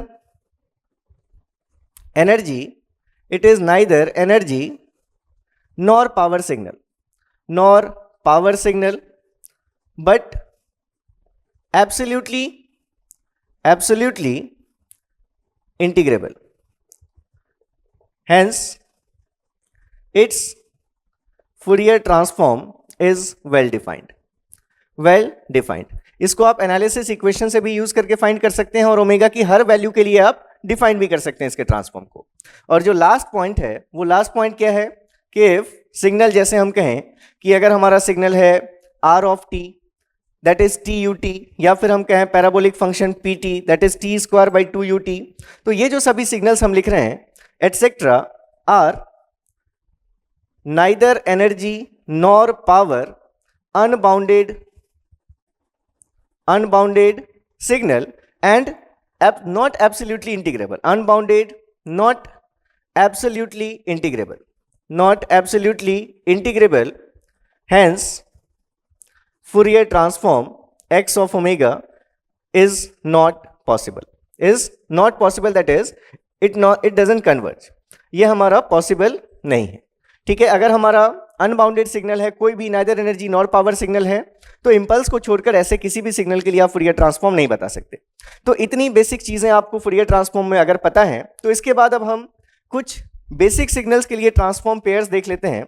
फिर उसके बाद हम देखेंगे कि कैसे हम इनडायरेक्ट टेक्निक्स की, जिनकी हमने बात की, प्रॉपर्टीज ऑफ फूरियर ट्रांसफॉर्म की, उनको यूज करके कैसे हम पावर सिग्नल्स के लिए या जो एब्सोल्युटली इंटीग्रेबल सिग्नल्स नहीं हैं उनके लिए हम कैसे फूरियर ट्रांसफॉर्म फाइंड कर सकते हैं, ये हम नेक्स्ट देखेंगे। तो इंटरेस्टिंग टॉपिक है आपका, इजी है, स्कोरिंग है, इंपॉर्टेंट है, तो बिल्कुल आपको ध्यान देना पड़ेगा। चलिए, तो नेक्स्ट अगर हमने लिया कुछ बेसिक सिग्नल्स के लिए, देखिए ट्रांसफॉर्म क्रैश कोर्स है, तो हम यहां पर कैलकुलेट नहीं करेंगे, सभी जानते हैं हम नॉर्मल इंटीग्रेशंस को हम बहुत इजीली सॉल्व कर सकते हैं, तो इसलिए मैं यहां स्किप करूंगा, डायरेक्ट मैं रिजल्ट लिखता हूं, जहां पर मुझे ऐसा लगेगा तो फिर मैं वहां उस ट्रांसफॉर्म के लिए करवा दूंगा यहाँ पर, अदरवाइज बिल्कुल आप फाइंड कर सकते हैं। कोई प्रॉब्लम होगी तो डेफिनेटली हम हैं यहाँ पर। अगर हम देखें कुछ बेसिक फूरियर ट्रांसफॉर्म पेयर्स, इसको देखने से पहले एक चीज हम और लिख लेते हैं। जैसे in general x of omega is complex function है ओमेगा का। हमने देखा x t to the power minus j omega t d t से मल्टीप्लाई करके इंटीग्रेट कर रहे हैं आप, तो ये कॉम्प्लेक्स हो सकता है। तो अगर कॉम्प्लेक्स होगा तो उस केस में x ऑफ ओमेगा को हम ऐसे लिख सकते हैं, x real part of omega plus j times x imaginary part omega, ऐसा लिख सकते हैं आप। कॉम्प्लेक्स है तो रियल और इमेजिनरी पार्ट्स का कॉम्बिनेशन है। अब इस केस में अगर हम इसका मैग्नीट्यूड देखें तो x ऑफ ओमेगा का magnitude under root of x real of omega का square plus x imaginary part of omega का स्क्वायर, ये क्या देगा आपको, इस x ऑफ ओमेगा का मैग्नीट्यूड देगा। और अगर हम फेज एंगल देखें, फेज एंगल की value tan inverse imaginary xi of omega upon xr of omega. तो अगर हम देखें तो ये जो दोनों चीजें हमें दिख रही हैं, ये दोनों चीजें क्या होंगी हमारी, these are function of omega. तो अगर ये ओमेगा का फंक्शन है तो ओमेगा की डिफरेंट वैल्यूज के लिए अगर हम चाहें तो मैग्नीट्यूड और फेज एंगल फाइंड कर सकते हैं, ठीक है। तो अगर हम ओमेगा के रिस्पेक्ट में x ऑफ ओमेगा प्लॉट करेंगे, अगर हम ओमेगा के रिस्पेक्ट में अगर हम प्लॉट करें magnitude of x of omega, तो इसको हम नाम देते हैं मैग्नीट्यूड स्पेक्ट्रम। अगर हम ओमेगा के रिस्पेक्ट में प्लॉट करेंगे, ओमेगा के रिस्पेक्ट में अगर आपने प्लॉट किया phase angle of x of omega, तो इसको हम नाम देंगे फेज स्पेक्ट्रम। ये हमारा magnitude spectrum, it is magnitude spectrum, और इसको हमने नाम दिया फेज स्पेक्ट्रम, फेज स्पेक्ट्रम। तो आपको ये भी पता है स्पेक्ट्रम की magnitude spectrum is an even function of omega, it is even function. ये आपका कैसा फंक्शन है, ऑड फंक्शन। अगर ये इवन फंक्शन है इसका मतलब x ऑफ माइनस ओमेगा का मैग्नीट्यूड और x ऑफ ओमेगा का मैग्नीट्यूड, ये वैल्यूज जो होंगी ये सेम होंगी। ऑड फंक्शन है मतलब phase angle of x of minus omega is equals to minus of phase angle of x of omega, ये चीज हमारी सेटिस्फाई होगी। अब जैसे आपने देखा था कि हम सिंथेसिस इक्वेशन को कैसे यूज करेंगे, तो आपने देखा था कि जैसे हम ए के अगर हमारे पास फूरियर सीरीज कोफिशिएंट्स होते थे, मैग्नीट्यूड और फेज स्पेक्ट्रम गिवन होता था, तो हमने देखा था कि ए के की वैल्यू को हम कैसे लिखते हैं, magnitude of a k e to the power j times phase angle of a k, ऐसा लिखा था हमने r e to the power j theta के फॉर्म में। तो बिल्कुल वैसे ही अगर आपके पास मैग्नीट्यूड स्पेक्ट्रम गिवन है एक्स ऑफ ओमेगा का, आपके पास अगर फेज स्पेक्ट्रम गिवन है, तो उन दोनों को कंबाइन करके आप अपना x of omega overall define कर सकते हैं। और क्या वैल्यू होगी एक्स ऑफ ओमेगा की, x of omega equals to magnitude of x of omega into e to the power j times phase angle of x of omega. ये आपके x of omega के लिए आप अगर मैग्नीट्यूड और phase spectrums given है, तो देखिए बिल्कुल बेसिक चीजें हैं, ये बिल्कुल बेसिक आपके फर्स्ट लेक्चर में आपके ये कॉन्सेप्ट आ रहा है, लेकिन इस पर बेस जब क्वेश्चंस होते हैं तो वो स्टूडेंट्स टफ उसको फील करते हैं। तो आपको देखना है तो बिल्कुल सिंपल है, ये बिल्कुल बेसिक है आपके, कि अगर आपको मैग्नीट्यूड स्पेक्ट्रम गिवन है, फेज स्पेक्ट्रम गिवन है, तो हर एक पर्टिकुलर फ्रीक्वेंसी पर अगर आप इसको इस फॉर्म में कंबाइन कर लें तो आपको क्या मिल जाएगा, एक्स ऑफ ओमेगा की वैल्यू मिल जाएगी। तो ये चीज हम समझ रहे हैं। तो इसके बाद अब हम डिफाइन कर रहे थे, that is important Fourier transform pairs, क्योंकि आगे हम देखेंगे फूरियर ट्रांसफॉर्म में जब आपको इन्वर्स लेना होता है या जब आपको किसी ऐसे सिग्नल्स के लिए ट्रांसफॉर्म लेना पड़ेगा जो नोन नहीं है, मतलब नॉर्मली आपने नहीं देखा इंटीग्रेशन, जो आप एनालिसिस इक्वेशन को यूज करके फाइंड करने में डिफिकल्टी होगी, ऐसे केसेस में हम आगे प्रॉपर्टीज पढ़ने वाले हैं जिसमें ड्यूअलिटी प्रॉपर्टी और फ्रीक्वेंसी शिफ्टिंग प्रॉपर्टीज, इनका बहुत ज्यादा एप्लीकेशन होगा। तो आप ड्यूअलिटी प्रॉपर्टी को तब अप्लाई कर पाएंगे जब आपको कुछ बेसिक ट्रांसफॉर्म पेयर्स का नॉलेज होगा, तभी आप उस पर वो प्रॉपर्टी अप्लाई करके देख पाएंगे कि ट्रांसफॉर्म क्या आने वाला है। तो इसलिए ये कुछ बेसिक ट्रांसफॉर्म पेयर्स आपको पता होने चाहिए। जैसे मान लीजिए फर्स्ट अगर हम लिखें, अगर हमारे पास है x of t is equals to, सबको पता है लेकिन फिर भी बेसिक्स हैं तो हमें देखना पड़ेगा, e to the power minus a t u of t. आप इस सिग्नल का शेप जानते हैं, ये हमारा इस फॉर्म का डिकेइंग एक्सपोनेंशियल है x of t with respect to t. आपने सिंपली इसके लिए एक्स ऑफ ओमेगा फाइंड करने के लिए एनालिसिस इक्वेशन यूज की, क्योंकि आपको दिख रहा है एनर्जी सिग्नल है, तो ये हम एनालिसिस इक्वेशन से फाइंड कर सकते हैं, एब्सोल्युटली इंटीग्रेबल सिग्नल है हमारा। तो एक्स ऑफ ओमेगा हम लिखते हैं minus infinity to infinity x of t e to the power minus j omega t d t. यहाँ पर जब आप इसको लिखेंगे तो क्योंकि ये एक्स ऑफ टी आपका जीरो है for t less than zero, u t लगा हुआ मतलब कॉजल सिग्नल है, जीरो के पहले जीरो है, तो ये आपने लिमिट को चेंज करके लिख दिया zero to infinity x of t की वैल्यू उस कंडीशन में कितनी है, e to the power minus a t into e to the power minus j omega t d t. तो अगर आप इसको सॉल्व करते तो एक्सपोनेंशियल का पावर आ जाता माइनस ए plus j omega into T, bracket में रहेगा ए plus j omega into T, उसको आप इंटीग्रेट करेंगे तो आपके पास यहां से फाइनल ऐसा रिजल्ट आ जाता कि अगर एक्स टी है हमारा e to the power minus a t u t, तो इसके लिए अगर आप ट्रांसफॉर्म देखते तो एक्स ऑफ ओमेगा की वैल्यू आ जाती 1 ए प्लस जे ओमेगा। ये आपने ओमेगा के रिस्पेक्ट में अगर देखा तो आप ऐसी वैल्यू लिख रहे हैं। इसी चीज को आप अगर लिखते तो एक्स ऑफ एफ अगर आपने लिखा तो सिंपली ओमेगा की जगह पुट कर दीजिए 2 पाई एफ, तो ये वैल्यू क्या होती ए प्लस जे 2 पाई एफ। ठीक है, ये अगर आप इसका मैग्नीट्यूड देखते तो एक्स ऑफ ओमेगा का मैग्नीट्यूड क्या वैल्यू होती 1/√ऑफ a square plus omega square. अगर आप इसका फेज एंगल देखते एक्स ऑफ ओमेगा का तो क्या वैल्यू होती, न्यूमरेटर का फेज एंगल 0, डिनोमिनेटर का सब्ट्रैक्ट करेंगे तो minus of tan inverse omega upon a. तो आपको ये भी पता है कि आप अगर इसका मैग्नीट्यूड और फेज स्पेक्ट्रम ड्रॉ करेंगे तो इस फॉर्म में आपको ये चीज मिलेगी। अगर आपने ये ओमेगा के रिस्पेक्ट में मैग्नीट्यूड स्पेक्ट्रम देखा, magnitude of x of omega, तो ये आपको इस फॉर्म की ये चीज दिख रही है। ठीक है, ये अगर आप देखें तो ओमेगा इक्वल्स टू, क्योंकि ओमेगा का टर्म डिनोमिनेटर में है, तो जब इसकी वैल्यू मिनिमम होगी मैग्नीट्यूड वाइज, क्योंकि ओमेगा स्क्वायर हम ले रहे हैं, तो उस केस में हमारा एक्स ऑफ ओमेगा मैक्सिमम होगा। तो ओमेगा अगर आपने वैल्यू ले ली 0 तो 1/a, ये आपको यहाँ पर वैल्यू मिल रही है 1/a। नेक्स्ट अगर आपने देखा that is omega equals to infinity पर तो प्लस इन्फिनिटी लिया, माइनस इन्फिनिटी लिया, वैल्यू क्या हो गई 0 हो गई। अगर आप ओमेगा इक्वल्स टू ए लेंगे, सपोज ये हमने यहाँ अगर वैल्यूज देखी at omega equals to minus a लें या omega equals to plus a लें, ओमेगा स्क्वायर की वैल्यू आएगी a square plus a square is 2a square, उसका अंडर रूट, मतलब ये वैल्यू आपको इन दोनों पॉइंट्स पर आपको क्या वैल्यू दिखेगी 1 इट इज 2a स्क्वायर, तो आप लिख सकते हैं a√2। तो इस फॉर्म में आपको ये एक्स ऑफ ओमेगा का मैग्नीट्यूड स्पेक्ट्रम दिखा, जो कैसा हमारा इवन फंक्शन है। अगर आप फेज स्पेक्ट्रम प्लॉट करते इसी के लिए, तो आप अगर देखें तो माइनस साइन है ओमेगा अपॉन ए, तो ओमेगा की वैल्यूज जब आप पॉजिटिव लेंगे तो ये टर्म हमारा पॉजिटिव आएगा, और तो ये माइनस साइन उसको क्या बना देगा नेगेटिव। मैक्सिमम वैल्यू कितनी हो सकती है, ओमेगा इक्वल्स टू इन्फिनिटी पर ये वैल्यू आपको मिलेगी minus π/2, omega equals to minus infinity पर ये वैल्यू आपको मिलेगी प्लस π/2, और ओमेगा इक्वल्स टू 0 पर आपको ये वैल्यू मिलेगी 0 डिग्रीज। मतलब आपका ये फेज प्लॉट ओरिजिन से पास होती हुई, ये आपको ये फेज प्लॉट दिखेगा ओरिजिन से पास होता हुआ, तो इस फॉर्म का ये ऐसा कुछ आप शो कर लीजिएगा कि finally omega tends to infinity पर ये magnitude of x of omega अगर हम ड्रॉ कर रहे हैं तो इसकी वैल्यू π/2 होगी।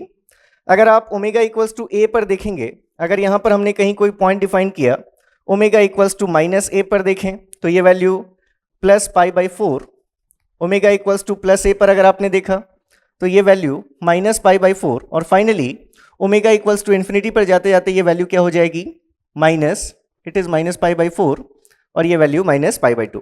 तो ये आपने मैग्नीट्यूड फेज स्पेक्ट्रम देख लिया। ठीक है, ऐसा आप हर केस में बना सकते हैं। तो अभी हमने एक एग्जांपल लिया x t e to the power minus a t u t, energy signal था, एनालिसिस इक्वेशन को यूज किया।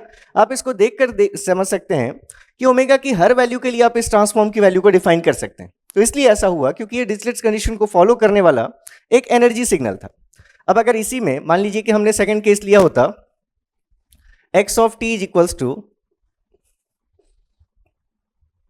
ई to the power a t u of minus t. यहां जो हम ए ले रहे हैं ए ग्रेटर देन 0 के लिए हम ये सभी कंडीशंस देख रहे हैं। ठीक है, तो इस केस में अगर आप देखते तो ये लेफ्ट साइड सिग्नल था आपका, पहले जो सिग्नल आपका प्लस मतलब 0 से इन्फिनिटी एग्जिस्ट कर रहा था, अब ये signal minus infinity to 0 exist कर रहा है, लेकिन ये अभी भी हमारा बाउंडेड सिग्नल है। अगर आप देखें तो u of minus t to the power plus a t आपने लिया है ए ग्रेटर देन 0 के लिए, तो ये आपका एक्स ऑफ टी है इस केस में विद रिस्पेक्ट टू टी। तो ये फिर से हमारा एक एनर्जी सिग्नल है। और अगर आप देखें तो ऐसा भी कह सकते हैं इस सिग्नल पर अगर हमने टाइम रिवर्सल लिया होता तो जहां भी टी है वो माइनस टी से रिप्लेस हो जाता, तो हमें यही सिग्नल मिलता e to the power a t u of minus T.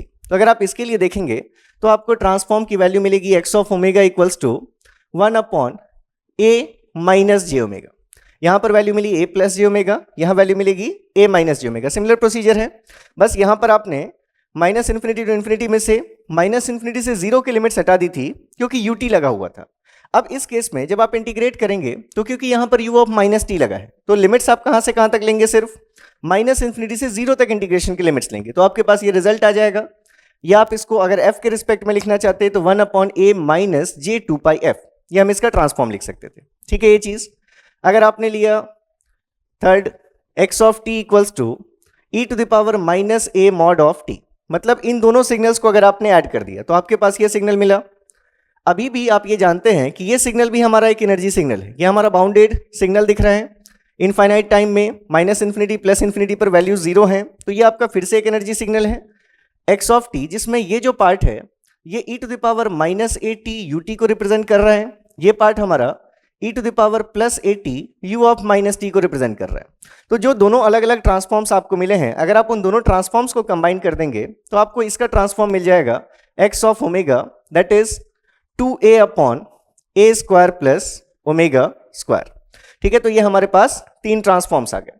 अब ऐसे ही अगर आप देखें और ट्रांसफॉर्म्स, जैसे मान लीजिए अब इसी में अगर आपने ये e to the power minus a t के लिए ट्रांसफॉर्म देख लिया, mean e to the power minus a mod of t का ट्रांसफॉर्म देख लिया, अगर आप यहीं पर सिग्नल लिखें x t equals to e to the power minus a mod of t into signum of t.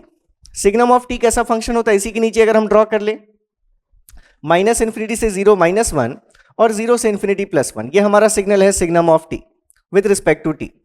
तो अगर आप इन दोनों फंक्शंस को मल्टीप्लाई करेंगे, देखिए ये जो फंक्शन है आपका x of t that is e to the power minus a mod of t, आपने इसको क्या लिख लिया, it is x of t is equals to e to the power a t u of t e to the power minus a t u t plus e to the power a t u of minus t. यही लिखा आपने, ये एक half और एक ये दूसरे half का ये आपने रिलेशन लिखा।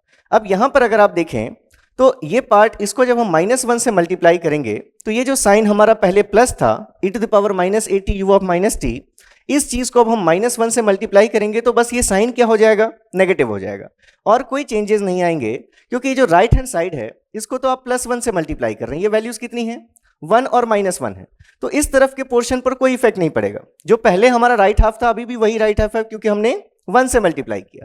लेकिन अगर आप लेफ्ट हाफ में देखेंगे तो पहले ये जो चीज पॉजिटिव थी, अब आपने इसको माइनस वन से मल्टीप्लाई कर दिया, मतलब ये चीज नेगेटिव हो जाएगी। तो आप अगर देखें तो आपके पास जो x ऑफ टी सिग्नल है, अभी आप इसको ऐसे लिख सकते थे e to the power minus a t u of t, और अब ये बीच का sign minus e to the power plus a t u of minus t. दोनों सिग्नल्स का आपको ट्रांसफॉर्म पता है, पहले आपने बीच में साइन प्लस किया तो आपको ये रिजल्ट मिला 2a upon a square plus omega square. अब ये बीच का रिजल्ट अगर आप साइन माइनस लेंगे तो आपको यहां से इसका ट्रांसफॉर्म दिखेगा x of omega equals to minus j two omega upon a square plus omega square, या फिर आप अगर x ऑफ f लिखना चाहें then it will be minus j four pi f, omega की जगह आपने टू पाई एफ पुट किया इंटू टू, तो ये हमारा फोर पाई एफ आ गया, divided by a square plus four pi square f square, a square plus omega square, तो ये वैल्यू आ गई हमारे पास। आप ऐसे ही इसको भी एफ डोमेन में लिख सकते थे, तो ये हमारे पास वैल्यू आ गई e to the power minus a mod of t into signum of t की। अब अगर यहीं पर हम a की वैल्यू को जीरो पुट कर दें तो हमारे पास क्या रिजल्ट आएगा, ये हमारे पास वैल्यू आ रही है दैट इज, इसमें अगर आपने नेक्स्ट अगर सिग्नल डिफाइन किया, हम अगर लिख लेते हैं number 5, x of t is equals to signum of t, तो आपको ये पता है कि अगर हमने e to the power minus a mod of t into signum of t लिया तो इस सिग्नल का फूरियर ट्रांसफॉर्म क्या मिला हमें, j minus j two omega upon a square plus omega square. तो अगर आप यहाँ पर limit a tends to zero अगर आप पुट कर दें, अगर आप यहाँ पर limit a tends to zero इधर पुट करेंगे तो यहाँ भी हमने क्या किया, limit a tends to zero put कर लिया। अब इसका इफेक्ट क्या दिख रहा है हमें, यहाँ पर अगर हमने a tends to zero put किया तो ये टर्म हमारा क्या बन गया 1, तो उस केस में हमें ये वैल्यू क्या मिली, सिग्नम ऑफ t। तो सिग्नम ऑफ t का ट्रांसफॉर्म क्या होगा यहाँ से a स्क्वायर हट चुका है, वैल्यू जीरो थी, इसको हटा दिया आपने, एक ओमेगा का टर्म कैंसल्ड, मतलब क्या चीज बची, minus j two upon omega, ठीक है। अब इस माइनस जे को हम 1 अपॉन जे भी कह सकते हैं, तो यहां से क्या वैल्यू आ गई 2 अपॉन जे ओमेगा। तो एक ये रिलेशन हमें मिल गया। ये पांचों ट्रांसफॉर्म्स इंपॉर्टेंट है। नेक्स्ट अगर हम देखें, मान लीजिए हमारे पास है x t is equals to del t, impulse function. ये हमारा इम्पल्स फंक्शन है, एग्जिस्ट कर रहा है at t is equals to 0। ये हमारा फंक्शन है del t with respect to t. हमें इसके लिए ट्रांसफॉर्म देखना है। तो सिंपली आपने यूज किया एनालिसिस इक्वेशन, आपने लिखा x of omega equals to integration from minus infinity to infinity, जिस सिग्नल का निकालना है, into e to the power minus j omega t d t. जैसे ही आपने देखा x t into del t d t, तो आपने सबसे पहले ये लिमिट्स चेक की, क्या इस बीच में ये इंपल्स आ रहा है? डेफिनेटली आएगा, लिमिट्स आपकी माइनस इन्फिनिटी टू इन्फिनिटी है। तो इसलिए इस पूरे इंटीग्रल का रिजल्ट आपको पता है क्या होगी वैल्यू, जो इस सिग्नल एक्स ऑफ टी की वैल्यू है जहां ये इंपल्स एग्जिस्ट कर रहा है। तो आपने लिखी इसकी value that is e to the power minus j omega t at omega equals to at t equals to 0। तो अगर आपने टी 0 पुट किया तो ये वैल्यू क्या मिल गई आपको 1 मतलब कांस्टेंट वैल्यू। कांस्टेंट वैल्यू का मतलब यहां पर ओमेगा का कोई टर्म नहीं आया। जैसे आपने अभी सिग्नम टी का ट्रांसफॉर्म देखा, यहां पर क्या I value 2 upon j omega. ये ओमेगा पे डिपेंडेंट है, मतलब ओमेगा की डिफरेंट वैल्यूज के लिए ट्रांसफॉर्म की वैल्यू डिफरेंट होगी। लेकिन यहां आपने ट्रांसफॉर्म कैलकुलेट किया और ट्रांसफॉर्म में ओमेगा का कोई टर्म नहीं है, मतलब ये चीज जो कांस्टेंट है आप कह सकते हैं it is independent of frequency. तो आपने ये लिया, अगर टाइम डोमेन में सिग्नल हमारा एक इंपल्स फंक्शन था तो उसका ट्रांसफॉर्म कैसा मिला हमें ओमेगा के रिस्पेक्ट में। अगर हम देख रहे हैं एक्स ऑफ ओमेगा, तो ये एक्स ऑफ ओमेगा हमें क्या मिला कांस्टेंट वैल्यू 1। तो जितने एरिया का इंपल्स उतने एरिया का क्या मिलेगा कांस्टेंट मिलेगा। तो ये चीज आपको हमेशा याद रखनी है कि अगर कोई एक सिग्नल एक डोमेन में इंपल्स है तो दूसरे डोमेन में कांस्टेंट मिलेगा। आप ऐसे याद रख लीजिए बस। हो सकता है टाइम में इंपल्स हो तो फ्रीक्वेंसी में कांस्टेंट मिलेगा, फ्रीक्वेंसी में इंपल्स हो तो टाइम में कांस्टेंट मिलेगा। ये जैसे हमने देखा x t equals to del t के लिए, अगर ऐसे ही हम देखते, अगर हमारे पास सिग्नल होता x t is equals to del of t minus t naught, तो इसका ट्रांसफॉर्म क्या होता है x of omega minus infinity to infinity. Signal x t की जगह हमने लिखा del of t minus t naught into e to the power minus j omega t d T. फिर से इस पूरे इंटीग्रल की वैल्यू क्या होगी, जो इस एक्स ऑफ टी फंक्शन की वैल्यू है, मतलब e to the power minus j omega t की वैल्यू है। कहां पर, जहां ये इंपल्स एग्जिस्ट कर रहा है। ये इंपल्स कहां एग्जिस्ट कर रहा है, आपने ब्रैकेट के टर्म को 0 पुट किया, मतलब टी नॉट पर। तो अगर आप इस फंक्शन की वैल्यू देखें at t is equals to t naught, तो आपको रिजल्ट मिल गया एक्स ऑफ ओमेगा की value e to the power minus j omega t naught. तो ये भी रिजल्ट आपको याद रखना है कि डेल टी का ट्रांसफॉर्म 1 बिल्कुल याद रहेगा आपको। आप इसके बाद पढ़ेंगे अभी टाइम शिफ्टिंग प्रॉपर्टी भी, कि अगर आपको डेल टी का पता था तो del of t minus t naught का यही ट्रांसफॉर्म होना था, e to the power minus j omega t naught multiply हो जाता जो पहले ट्रांसफॉर्म था। पहले ट्रांसफॉर्म 1 था, इसलिए ट्रांसफॉर्म की वैल्यू सिर्फ क्या आई e to the power minus j omega t naught आई।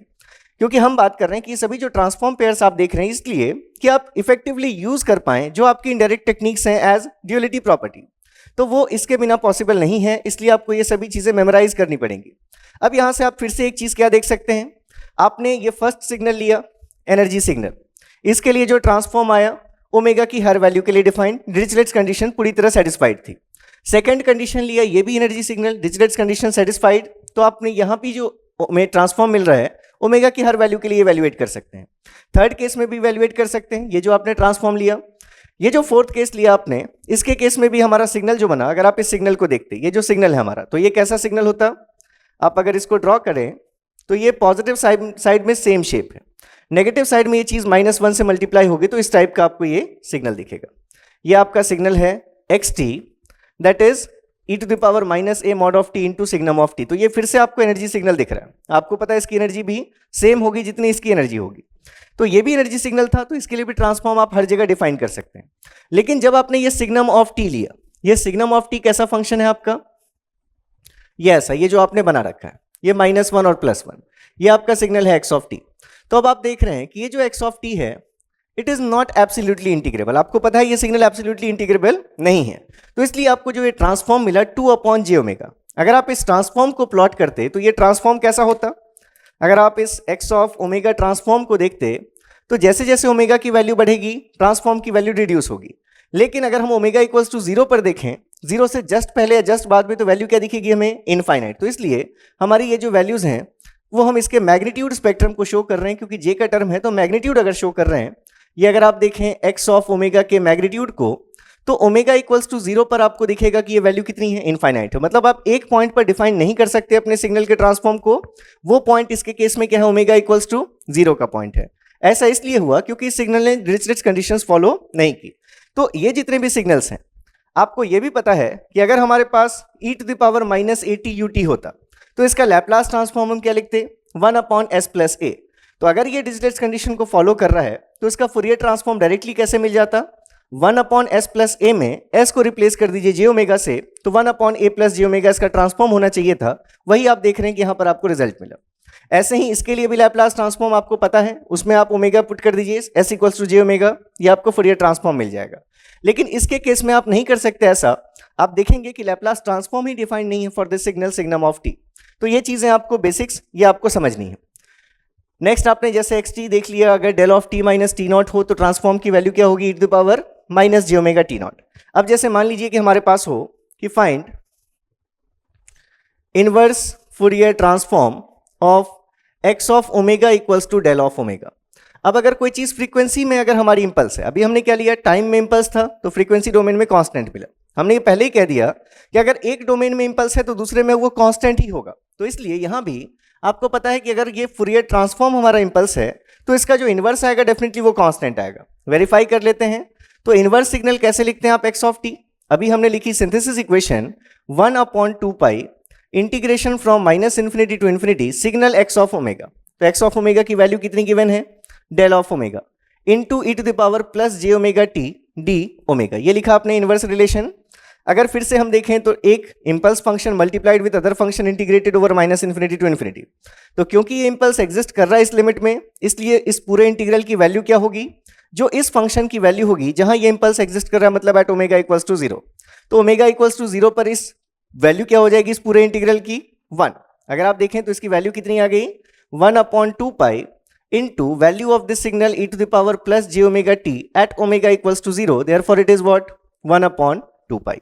तो इसका मतलब अगर हमारे पास 1 upon 2 pi कांस्टेंट हम लें और उसका हम ट्रांसफॉर्म इवैल्यूएट करें तो आपको ये चीज दिख रही है यहां से, दैट इज 1 upon 2 pi।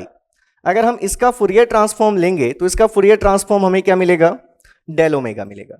मतलब अगर हम 1 का फूरियर ट्रांसफॉर्म कहें तो 1 का फूरियर ट्रांसफॉर्म क्या मिलेगा हमें, ये तो 2 पाई कांस्टेंट है, इसको आप इधर मल्टीप्लाई कर सकते हैं, तो वैल्यू क्या होगी, 2 पाई डेल ओमेगा होगी। अगर हम फिर से कोई कांस्टेंट देख लें कि हमें 1 के लिए नहीं, इन जनरल किसी कांस्टेंट a के लिए अगर फूरियर ट्रांसफॉर्म चाहिए, तो अगर आपने a का फूरियर ट्रांसफॉर्म देखा तो a का फूरियर ट्रांसफॉर्म क्या होगा, आपने इधर a कांस्टेंट मल्टीप्लाई किया, यहां भी a कांस्टेंट मल्टीप्लाई कीजिए, तो 2 pi a into del of omega. मतलब यहां से देखकर आपको ये समझ में आ रहा है कि जैसे हमने टाइम में इंपल्स लिया तो फ्रीक्वेंसी में कांस्टेंट मिला, अगर हमने टाइम में कांस्टेंट लिया तो अगर टाइम में हमारा ये फंक्शन है x of t, that is constant a with respect to t, तो इसके लिए जो फूरियर ट्रांसफॉर्म हमें मिलेगा वो फूरियर ट्रांसफॉर्म क्या होगा, एक इंपल्स होगा जिसका एरिया कितना है, ये इंपल्स है ओमेगा इक्वल्स टू 0 पर एग्जिस्ट कर रहा है और एरिया की वैल्यू कितनी है, 2 पाई a है, तो इसलिए एरिया हमने शो कर दिया 2 पाई a।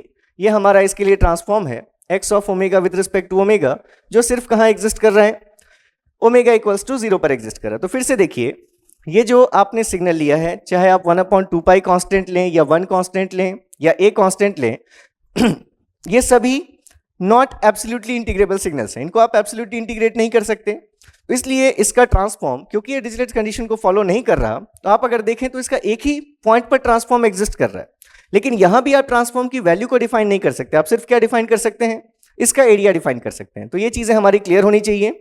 अगर यहीं पर नेक्स्ट हम एक दो और सिग्नल्स देख लेते हैं और इसके बाद फिर हम मूव करेंगे अपनी प्रॉपर्टीज में, और वही हमारी हार्ट कह सकते हैं आप इस फूरियर ट्रांसफॉर्म टॉपिक का। अगर आपको फूरियर ट्रांसफॉर्म की प्रॉपर्टीज पर कमांड है, और वो बिल्कुल होंगी क्योंकि आपने जैसी प्रॉपर्टीज देखी हैं फूरियर सीरीज में एग्जैक्टली वैसे ही रिपीट होंगी, बस एक दो कंडीशंस में हमारा रिजल्ट चेंज होगा, अदरवाइज सेम प्रॉपर्टीज हैं। तो फूरियर सीरीज में याद नहीं हुई प्रॉपर्टीज तो कोई बात नहीं, हम फूरियर ट्रांसफॉर्म में फिर से रिकॉल करेंगे। यहां भी याद नहीं हो पाई तो भी दिक्कत नहीं है, हम डिस्क्रीट टाइम फूरियर ट्रांसफॉर्म में भी रिपीट करेंगे, हम लैप्लास में भी रिपीट करेंगे, हम जेड में भी रिपीट करेंगे, सभी चीजें सेम। तो डेफिनेटली आप फाइनल होते होते जो सिलेबस है आपका उस टाइम तक आप इतनी बार रिपीट कर चुके होगे इन चीज़ों को कि ऐसा नहीं हो सकता कि आपको समझ में ना आए। और अब आपको इंपॉर्टेंस भी दिख रहा होगा कि क्यों हमने फर्स्ट 2 चैप्टर्स में इतना टाइम लिया है, कि यहाँ पर अब हम जैसे लिख रहे हैं इम्पल्स अगर है इंटीग्रेट कर रहे हैं, अब हमें वो सभी चीज़ें डिस्कस करने की ज़रूरत नहीं पड़ती। तो थोड़ा डेडिकेशन आपको दिखाना है, लेक्चर्स विदाउट स्किप किए आप भले फास्ट कर लीजिए, जहाँ भी आपको लगता है चीज़ें जानी हुई हैं बिल्कुल आप फास्ट कर सकते हैं, लेकिन स्किप नहीं कर सकते। तो नेक्स्ट जैसे अगर हम एक और देख लेते हैं,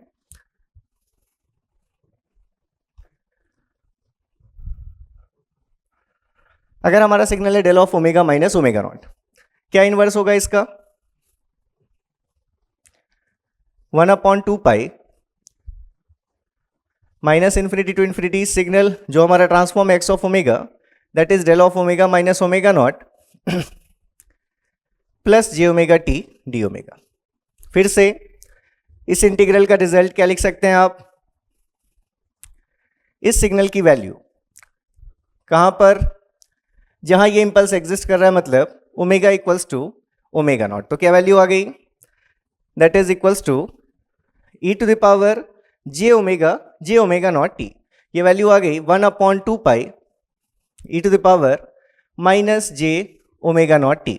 मतलब अगर हम कहें कि हमारे पास कोई सिग्नल है 1/2 pi e to the power minus j omega naught t, तो इसका ट्रांसफॉर्म क्या होगा? ट्रांसफॉर्म की वैल्यू होगी del of omega minus omega naught. या फिर आप अगर देखें, हमें अगर इस टर्म की वैल्यू चाहिए minus j omega naught T की वैल्यू, तो इसके लिए ट्रांसफॉर्म की वैल्यू क्या आ जाएगी? 2 पाई मल्टीप्लाई कर दीजिए 2 pi del of omega minus omega naught. तो ये जो हमने लिखे हैं अभी जितने भी ट्रांसफॉर्म पेयर्स, ये सभी ट्रांसफॉर्म पेयर्स हमारे लिए इंपॉर्टेंट हैं। जब भी हम इस टाइप का टर्म लेंगे तो आपको तुरंत याद आ जाना चाहिए कि to the power j omega naught t का ट्रांसफॉर्म क्या होगा? 2 pi del of omega minus omega naught. Del omega किसका ट्रांसफॉर्म होगा? 1/2 पाई का।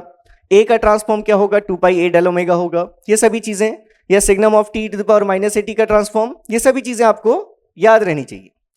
तो अब यहां से अगर हम मूव करें अब to properties of Fourier transform, तो फर्स्ट प्रॉपर्टी हमारी लिनियरिटी प्रॉपर्टी।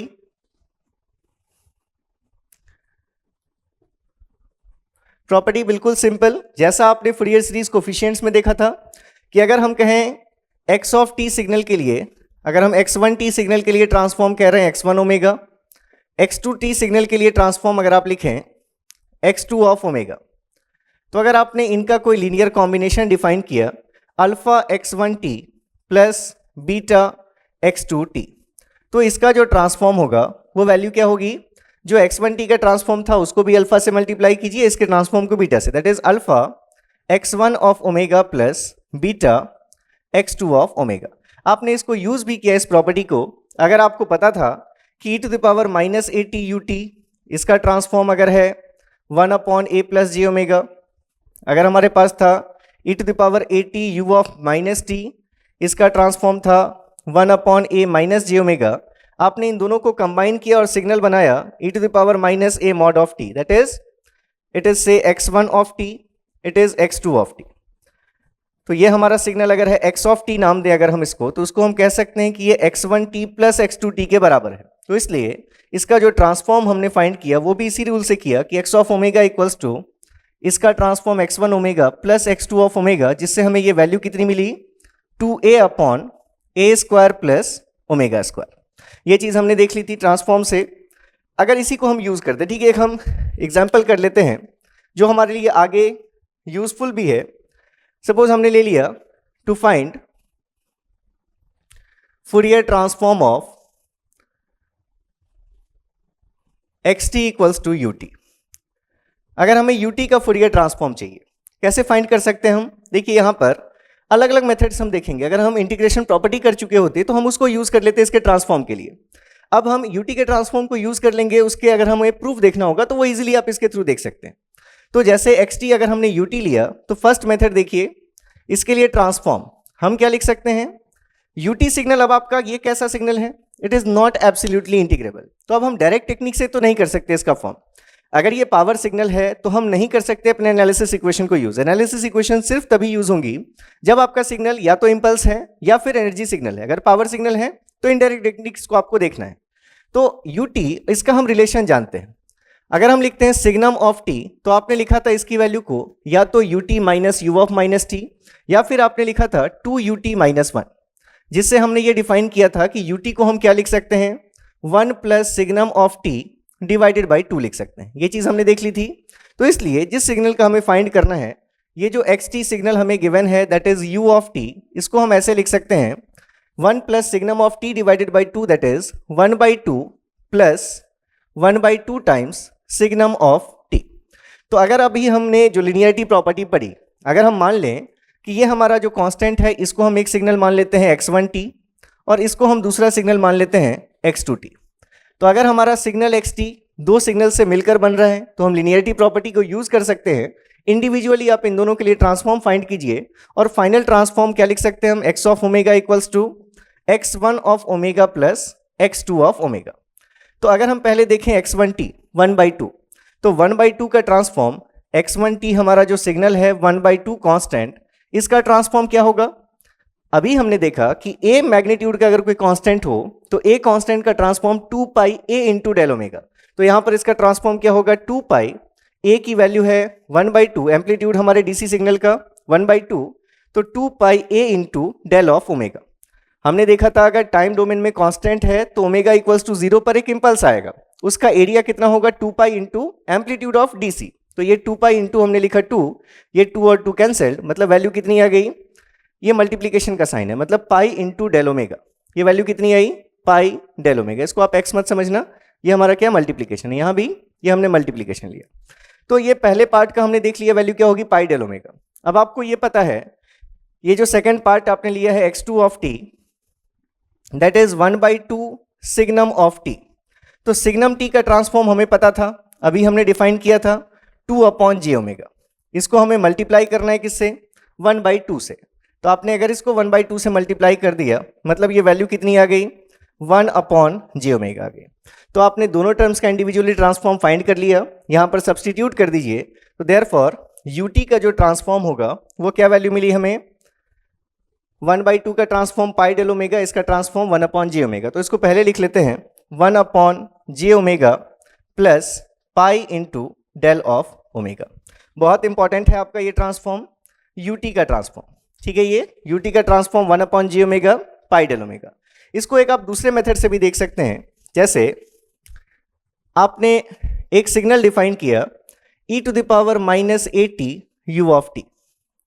इस सिग्नल के लिए ट्रांसफॉर्म की वैल्यू कितनी थी, 1/a प्लस j ओमेगा, ठीक है। ये चीज आप इसको और क्या समझ सकते हैं, अगर हम इसको इसके कॉम्प्लेक्स कॉन्जुगेट से मल्टीप्लाई कर दें तो हम ऐसे भी लिख सकते हैं a minus j omega upon a plus j omega into a minus j omega, a plus b into a minus b, that is a square minus b square. b की जगह जे ओमेगा है तो इसका स्क्वायर क्या होगा, minus omega square. तो ये value क्या आ जाएगी, a square plus omega square. मतलब हम इसको दो पार्ट्स में ब्रेक करके लिख सकते थे, a upon a square plus omega square and minus j times omega upon a square plus omega square. मतलब हमारे पास ये जो सिग्नल है e⁻⁻80 ut, जिसके लिए हमने ट्रांसफॉर्म देख लिया था, इस चीज को अगर हमें रियल और इमेजिनरी पार्ट्स को सेपरेट करके दिखाना होता तो हम इसको इसके कॉम्प्लेक्स कॉन्जुगेट से मल्टीप्लाई करके इस फॉर्म में हम लिख सकते थे। अगर हम यहाँ पर दोनों तरफ limit t tends to a tends to 0 ले लें, तो limit a tends to 0 e⁻⁻80 ut, ये जो सिग्नल बनेगा ये वैल्यू क्या होगी, e⁻⁻80 ut at a equals to 0, ये वैल्यू हमारी 1 हो जाएगी। मतलब ये ut सिग्नल को रिप्रेजेंट करेगा जिसका हमें ट्रांसफॉर्म चाहिए। तो ये ut सिग्नल कैसा है हमारा, लिमिट a टेंड्स टू 0, हम दोनों में अलग अलग लिमिट्स पुट कर लेते हैं। पहले पार्ट में हमने पुट किया a upon a square plus omega square, minus फिर से हमने लिमिट पुट किया limit a tends to 0 j times omega upon a square plus omega square. अगर आप देखें इस टर्म में कोई प्रॉब्लम नहीं, अगर आप a की वैल्यू 0 पुट करेंगे ये 0 हो गया, omega upon omega square 1 upon omega, तो ये माइनस j को हम 1/j भी लिख सकते हैं। तो ये टर्म कितना आ गया, इस पूरे की वैल्यू कितनी आ गई, प्लस 1/j ओमेगा। इस माइनस साइन के साथ अगर हम देखें तो यहां से हमारा रिजल्ट है j अपॉन ओमेगा, जिसको हम 1 अपॉन जे ओमेगा लिख सकते हैं, ये माइनस साइन मर्ज करके। तो हमारे पास यहां से सिग्नल बना, इसको आप लिख सकते थे, ये हमारा सिग्नल क्या बना, यूटी। तो यूटी का ट्रांसफॉर्म हमें यहां से क्या दिख रहा है, इस टर्म को हम पहले लिख लेते हैं 1 अपॉन जे ओमेगा। ये समझ रहे होंगे आप, इसकी जो वैल्यू है, इसकी वैल्यू हम कह रहे हैं कि कितनी मिली हमें 1, it is J upon omega. इस टर्म की वैल्यू, ओमेगा से ओमेगा कैंसिल हो गया, ए की वैल्यू 0 है, तो जे अपॉन ओमेगा है, इसको हम क्या लिख सकते हैं, -1 अपॉन जे ओमेगा लिख सकते हैं। और जब ये माइनस और ये माइनस हमने मर्ज किया तो ये वैल्यू कितनी आ गई, +1 अपॉन जे ओमेगा।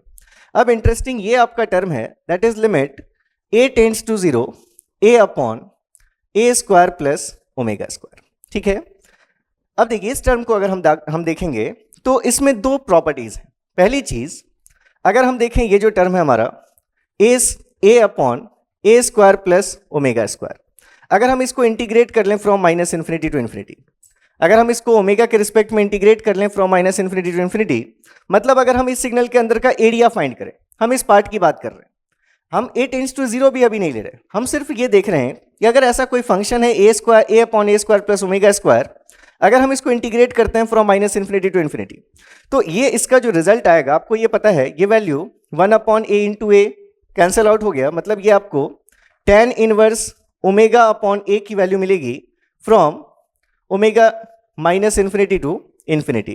तो ये जो आपको वैल्यू मिलेगी, जब आप प्लस इन्फिनिटी पुट करेंगे तो π/2, माइनस जब आप माइनस इन्फिनिटी पुट करेंगे तो माइनस π/2, मतलब ये वैल्यू कितनी मिली आपको, पाई मिली। तो आप ये देख रहे हैं कि irrespective of the values of a और ओमेगा, a की वैल्यू कुछ भी हो, ओमेगा की वैल्यू कुछ भी हो, इसका जो एरिया आएगा इस फंक्शन के अंदर का टोटल एरिया, वो हमेशा किसके बराबर होगा, पाई के बराबर होगा। अब जो दूसरी इसमें इंटरेस्टिंग चीज है कि अगर हम ओमेगा की किसी भी दूसरी वैल्यू के लिए इस ट्रांसफॉर्म को देखें, तो क्योंकि ये a अपॉन समथिंग लिखा है, और अगर आप a टेंड्स टू 0 लेंगे तो ये न्यूमरेटर 0 हो गया। तो अगर ओमेगा की वैल्यू मान लीजिए 4 है या 10 है, तो 0 upon 4 plus 0 that is 0 upon 4 क्या आएगी, वैल्यू 0 आएगी। मतलब ये जो टर्म है हमारा, दैट इज, ये फर्स्ट प्रॉपर्टी हो गई हमारी। फर्स्ट क्या लिखा हमने, that is area of this signal a upon a square plus omega square is pi irrespective of values of a and omega। a और ओमेगा की वैल्यू से ये हमारा इंडिपेंडेंट है और इसके लिए एरिया हमेशा पाई होगा। दूसरी चीज, this function a upon a square plus omega square is equals to 0 if omega is not equals to 0। आपने ओमेगा की कोई भी नॉन जीरो वैल्यू ली, 4 लें, 10 लें, 1 लाख ले लें, हमेशा क्योंकि ये a अपॉन है, तो ये न्यूमरेटर, अगर आप डिनोमिनेटर देख रहे हैं a स्क्वायर 0, तो डिनोमिनेटर आपका सिर्फ ओमेगा स्क्वायर के बराबर है। अगर आपने ओमेगा स्क्वायर 0 छोड़कर कुछ भी लिया तो 0 अपॉन एनीथिंग वैल्यू क्या मिलेगी आपको, 0 मिलेगी। लेकिन it is non zero only at omega is equals to 0। अगर ये ओमेगा भी 0 हो जाए तो ये जो टर्म आपने लिखा है limit a tends to 0 this value, तो उस केस में ये 0 अपॉन 0 के फॉर्म में आपको ये चीज मिलेगी। अगर आपने ओमेगा 0 ले लिया और a भी लिमिट आप पुट कर रहे हैं 0, तो उस केस में आपको ये 0 अपॉन 0 के फॉर्म की चीज मिलेगी जिसको आप सॉल्व कर सकते हैं। तो ये जो हमारा फंक्शन है, इसकी नॉन जीरो वैल्यू एग्जिस्ट कर रही है only at omega equals to 0। तो आप यहां से लिख सकते हैं that is this function a upon, that is limit a tends to 0 a upon a square plus omega square is having non-zero value only at omega equals to 0। तो अगर हम देखें, हमने ये जो फंक्शन लिया, हमने कहा इसके लिए एरिया हमेशा पाई है, फिर हमने दूसरा स्टेटमेंट दिया कि और कहीं भी ये सिग्नल एग्जिस्ट ही नहीं कर रहा है, ये सिर्फ ओमेगा इक्वल्स टू 0 पर ही एग्जिस्ट कर रहा है। तो इसका मतलब अगर सिर्फ ओमेगा इक्वल्स टू 0 पर एग्जिस्ट कर रहा है तो ये क्या है, एक इंपल्स है, और इसका जो पूरा एरिया है पाई, वो पूरा कंसंट्रेटेड है at single point omega equals to 0। तो इसका मतलब आप यहां से कह सकते हैं therefore this term limit a tends to 0 a upon a square plus omega square, अगर हम देखें तो ये चीज हमने कहा कि सिर्फ ओमेगा इक्वल्स टू 0 पर ही एग्जिस्ट कर रही है, मतलब ये चीज क्या हमारी एक इंपल्स है जो एग्जिस्ट कर रही है ओमेगा 0 पर, तो हमने लिखा डेल ऑफ ओमेगा। अब इसका एरिया हमने क्या लिखा, इसका एरिया कितना हमेशा पाई है, मतलब इस टर्म को हम क्या लिख सकते हैं, पाई डेल ओमेगा, ये लिख सकते हैं। तो अब यहां पर आ जाते हैं हमने यूटी का ट्रांसफॉर्म ये डिफाइन कर लिया था, इस टर्म से तो वैल्यू भी आ गई थी, बस इसी की वैल्यू हमें फाइंड करनी थी। तो यहां से हमने अगर इसकी वैल्यू को सब्स्टिट्यूट कर दिया, तो therefore we can write that transform of step function ut is what 1 upon j omega और प्लस सेकेंड टर्म को अब हमने लिख दिया ये value pi del of omega. तो यही रिजल्ट हमारा फर्स्ट मेथड से भी था। तो ये हम देख रहे हैं लीनियरिटी प्रॉपर्टी। पहले हमने देखा अभी लीनियरिटी प्रॉपर्टी, अगर हमारा सिग्नल दो सिग्नल्स या उससे ज़्यादा सिग्नल से मिलकर बन रहा है तो हम इंडिविजुअली हर एक पार्ट का ट्रांसफॉर्म कैलकुलेट करें और फिर सारे ट्रांसफॉर्म्स को अगर हम ऐड कर देंगे तो हमें क्या मिल जाएगा, ओवरऑल सिग्नल का ट्रांसफॉर्म मिल जाएगा। ये फर्स्ट प्रॉपर्टी हमने लिखी लीनियरिटी प्रॉपर्टी। नेक्स्ट प्रॉपर्टी आप अगर देखें that is time shifting property.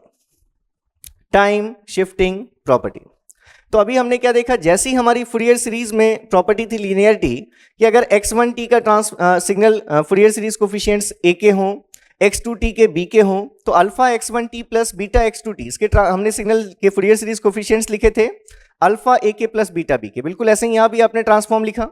Similarly अगर आप टाइम शिफ्टिंग प्रॉपर्टी यूज करते हैं फुरियर सीरीज में तो वहां आपने कैसे डिफाइन किया था कि अगर x ऑफ t सिग्नल के लिए फुरियर सीरीज कोफिशिएंट्स आपने a के से लिखे हैं, अगर आप इसको टाइम में शिफ्ट करेंगे तो x of t minus t not, हमने क्या लिखा था, इसमें जो भी पहले फुरियर सीरीज कोफिशिएंट्स थे यही रहेंगे, हमें एक एक्सपोनेंशियल मल्टीप्लाई करना पड़ेगा। जिस एक्सपोनेंशियल में हमने लिखा था कि जे के ओमेगा नॉट हमेशा रहेगा, उसके बाद ये जितनी भी आप शिफ्टिंग कर रहे हैं, अगर आपने माइनस टी नॉट शिफ्टिंग किया है तो e to the power J k omega not में क्या मल्टीप्लाई करेंगे, हम वो शिफ्टिंग फैक्टर मल्टीप्लाई करेंगे माइनस टी नॉट।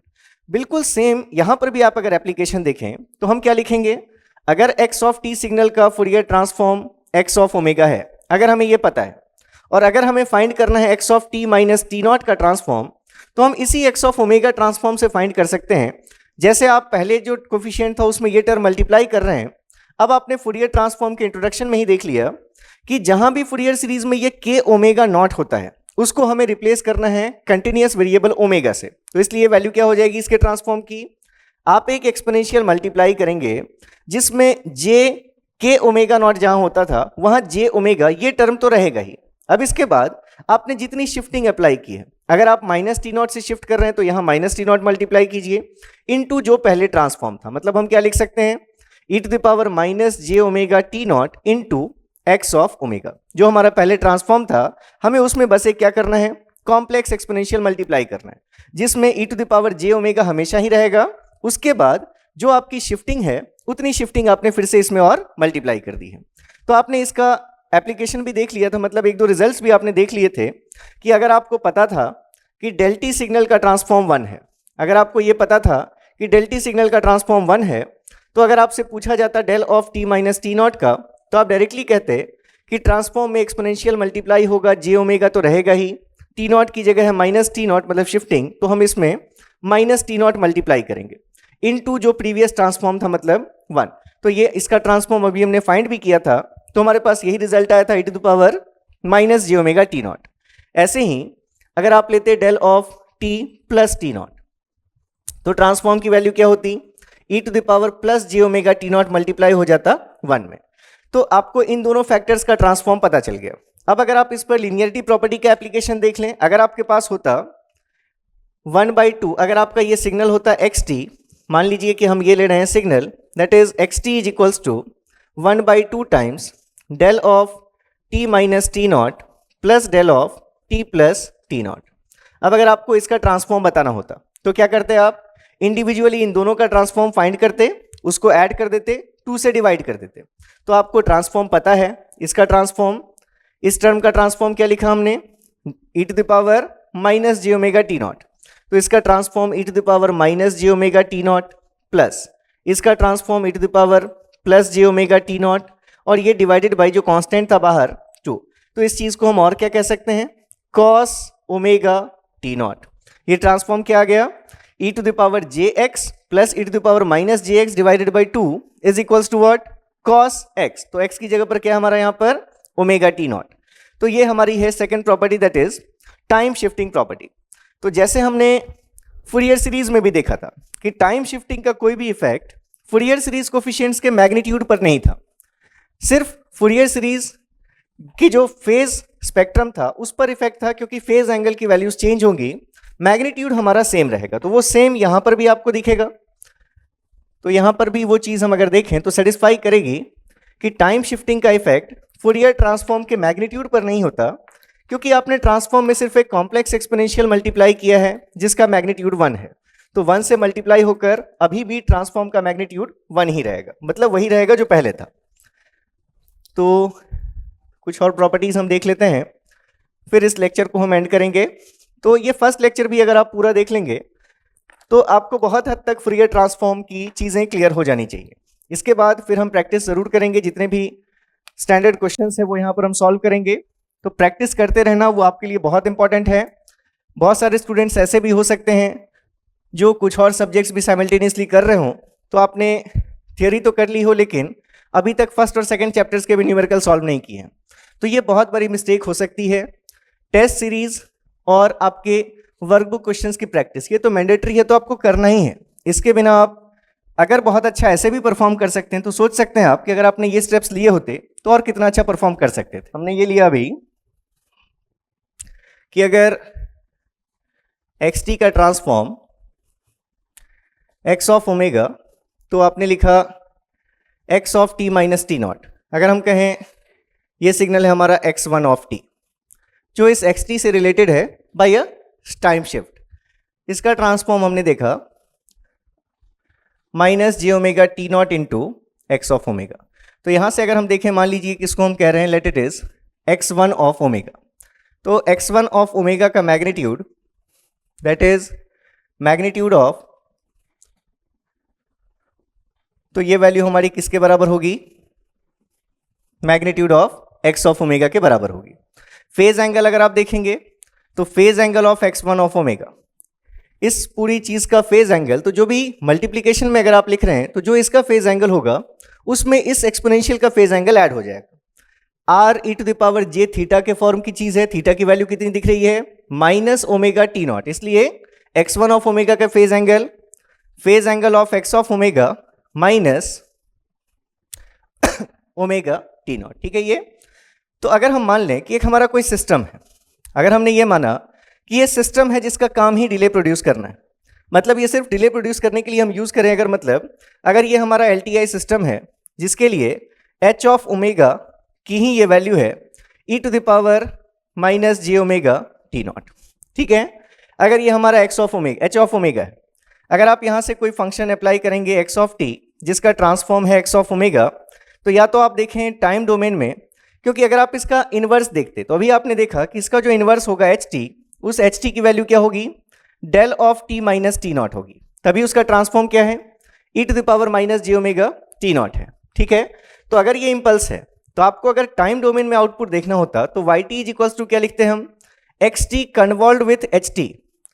तो अगर आप डेल फंक्शन के साथ कन्वॉल्व करेंगे xt convolve with del of t minus t naught, मतलब ये वैल्यू क्या मिलेगी आपको, x of t minus t naught. तो इसलिए हमने कहा ये सिस्टम क्या हमारा डिले प्रोड्यूस करने के लिए हमने इस सिस्टम को यूज किया। आप कह सकते हैं कि हमारा एक बफर सिस्टम है, मतलब आप बस वैल्यूज को डिले करने के लिए यूज कर रहे हैं, चीज वही मिल रही है आपको आउटपुट में जो आपने इनपुट में अप्लाई किया।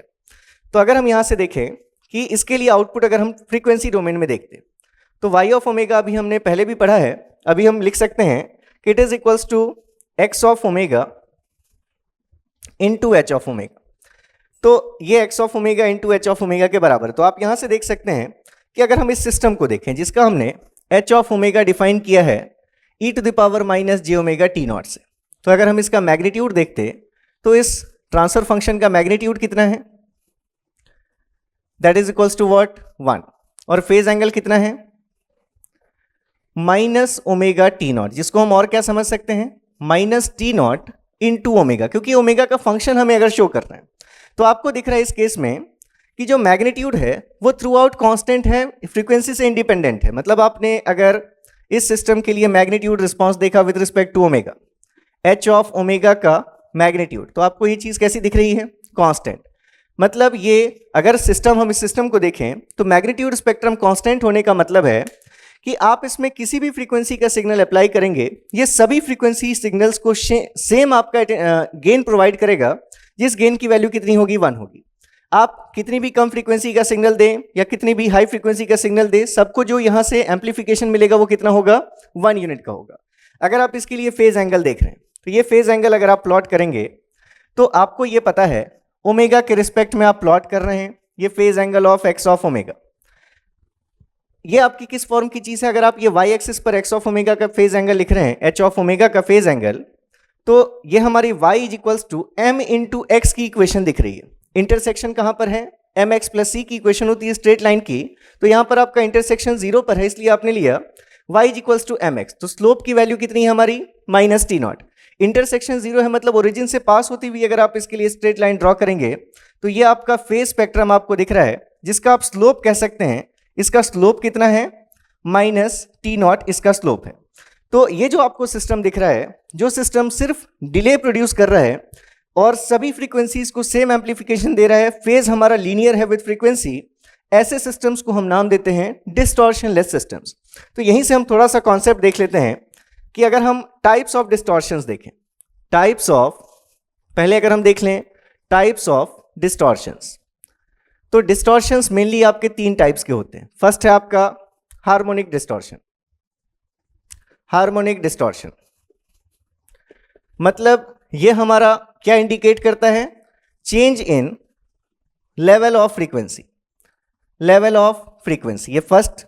सेकेंड, ऐसा कब पॉसिबल है? It occurs only in non LTI systems. Non LTI systems, अगर कोई सिस्टम एलटीआई नहीं है उसी केस में हमारा हार्मोनिक डिस्टॉर्शन हो सकता है। नॉन एलटीआई सिस्टम्स मतलब अगर आप मान लें कि ये आपका कोई सिस्टम है जो ऑपरेशन परफॉर्म कर रहा है इनपुट पर स्क्वायर ऑपरेशन, मतलब आप कहें कि ये हमारा सिस्टम कैसा है, जो आप जो भी इनपुट अगर अप्लाई कर रहे हैं xt, तो यहाँ पर जो आपको yt मिल रहा है ये क्या है? हमारा x ऑफ t का स्क्वायर करने से हमें मिल रहा है। ये हमारा रिलेशन है, इस सिस्टम का रिलेशन है कि yt is equals to x of t whole square. तो यहाँ पर अगर हम इस रिलेशन को हम यहाँ इस सिस्टम के अंदर लिख लेते हैं, that is yt is equals to x of t का होल स्क्वायर। ये हमारा स्क्वायर हम कर रहे हैं। तो जैसे ही आपको स्क्वायर दिख गया, मतलब अगर आउटपुट इनपुट के अदर देन 1 पावर से रिलेटेड है, तो आप जानते हैं वो सिस्टम्स हमारे कैसे हैं? नॉन लीनियर सिस्टम्स हैं ड्यू टू स्क्वायर इफेक्ट। तो अगर आप इस कंडीशन में देखें कि मान लीजिए आपने x of T input apply किया कॉस ओमेगा नॉट टी, तो आउटपुट क्या मिला आपको? Cos square omega naught T, जिसको आप और क्या लिख सकते हैं? 1 plus cos 2 omega naught T divided by 2। आपने जिसको लिख लिया 1/2 plus 1/2 cos 2 omega naught t. तो अगर आप देखें, अगर ये सिस्टम एलटीआई नहीं था तो जो इनपुट सिग्नल था इसकी फ्रीक्वेंसी कितनी थी? इनपुट फ्रीक्वेंसी ये हमें क्या दिख रही है? Omega naught. और अगर ये एलटीआई नहीं था, जो आउटपुट में जो फ्रीक्वेंसीज आपको दिख रही हैं, ये आपको दिख रहा है आउटपुट फ्रीक्वेंसीज। ये जो टर्म कांस्टेंट टर्म है, मतलब ये डीसी टर्म है, तो आउटपुट में किस किस फ्रीक्वेंसी के सिग्नल्स हैं? एक तो हमारा है 0 फ्रीक्वेंसी हमारी, और दूसरी कॉस, यहाँ पर 2 ओमेगा नॉट टी, मतलब इस कॉस के सिग्नल की फ्रीक्वेंसी कितनी है? Twice of omega naught. तो यहाँ पर लेवल ऑफ फ्रीक्वेंसी चेंज हो गया। यहाँ पर इनपुट फ्रीक्वेंसी ओमेगा नॉट थी, आउटपुट में हमें 0 के साथ 2 ओमेगा नॉट फ्रीक्वेंसी दिखी। तो जब भी ये कोई ऐसा सिस्टम होगा नॉन एलटीआई सिस्टम, वो फ्रीक्वेंसीज को चेंज कर देगा, तो उसकी वजह से जो हमारा डिस्टॉर्शन है उसको हम नाम देते हैं हार्मोनिक डिस्टॉर्शन। सॉरी। तो यहाँ से हमारे पास अगर हम जैसे देखते हैं, मान लीजिए कि आपके पास ये एक रिलेशन होता, अगर आपने लिखा yt is equals to x of 4t, हम जानते हैं जैसे ही टाइम में स्केल्ड हो गया, मतलब टाइम इनवेरिएंट नहीं है। तो पहले ये सिस्टम लीनियर नहीं था, अब ये सिस्टम टाइम इनवेरिएंट नहीं है, इसलिए एलटीआई नहीं है। तो इस केस में भी अगर मान लीजिए कि आपने लिया होता xt इज इक्वल्स टू, अगर हम यही ले लें कॉस ओमेगा नॉट टी, तो अगर आपने t को 4t से रिप्लेस कर दिया तो yt की वैल्यू क्या मिलेगी? Cos of 4 omega naught t. तो आपको यहां दिख रहा है इनपुट फ्रीक्वेंसी कितनी है? Input frequency is omega naught and output frequency is 4 times omega naught. तो इनपुट और आउटपुट की फ्रीक्वेंसीज चेंज हो गई, तो इसकी वजह से जो डिस्टॉर्शन आएगा उसको हम कहेंगे हार्मोनिक डिस्टॉर्शन। तो हार्मोनिक डिस्टॉर्शन हमेशा नॉन एलटीआई सिस्टम्स में ही प्रेजेंट होंगे। अब अगर यहीं पर आप देखें second type of distortion, that is magnitude distortion. Magnitude distortion, तो मैग्नीट्यूड डिस्टॉर्शन तब अकर होता है जब आपका सिस्टम ऐसा है जो डिफरेंट फ्रीक्वेंसी कंपोनेंट्स को डिफरेंट एम्पलीफिकेशन अगर प्रोवाइड करे, मतलब डिफरेंट गेन अगर प्रोवाइड कर रहा है। जैसे मान लीजिए आपका ये कोई सिस्टम है, अगर आपने ये सिस्टम डिफाइन कर रखा है yt is equals to 8 times x of t, मतलब हम जो सिग्नल इनपुट में अप्लाई करेंगे, अगर हम ये xt अप्लाई कर रहे हैं, तो हम ये मानकर चलते हैं कि जो भी हम इसमें इनपुट अप्लाई करेंगे, irrespective of the frequency of that signal, हमारा ये आउट सिस्टम क्या करेगा? उसको a से मल्टीप्लाई करके अगर हमें आउटपुट में देगा, तो अगर मान लीजिए आपने x ऑफ t लिया, एक सिग्नल जो दो सिग्नल्स का एडिशन है, x1t प्लस x2t, जिसमें दोनों सिग्नल्स की फ्रीक्वेंसीज क्या हैं, अलग अलग हैं, तो हम यहां पर अगर आउटपुट देखें तो हम क्या आउटपुट प्रिडिक्ट कर रहे होते? अगर हमने कहा कि ये कांस्टेंट एम्पलीफिकेशन देगा, इसका मतलब अगर ये हमारा xt है तो हमें आउटपुट में क्या मिलना चाहिए, ax1t प्लस ax2t। ये दोनों सिग्नल्स को हमें a एम्पलीट्यूड से ही हमें एम्पलीफाई करके मिलना चाहिए आउटपुट में। ये हमारा क्या है, एक्सपेक्टेड आउटपुट है, ये हमारा एक्सपेक्टेड आउटपुट है। लेकिन अगर हम एक्चुअल आउटपुट देखें और अगर हमें इस सिस्टम के बाद जो आउटपुट मिला, अगर वो आउटपुट ऐसा हो ax1t and plus bx2t where b is not equals to a। इसका मतलब क्या हुआ, दो अलग अलग सिग्नल्स जो अलग अलग फ्रीक्वेंसी के सिग्नल्स थे, उसमें एक फ्रीक्वेंसी के सिग्नल को कुछ और एम्पलीफिकेशन मिला है, दूसरे सिग्नल की फ्रीक्वेंसी को कुछ और एम्पलीफिकेशन मिला।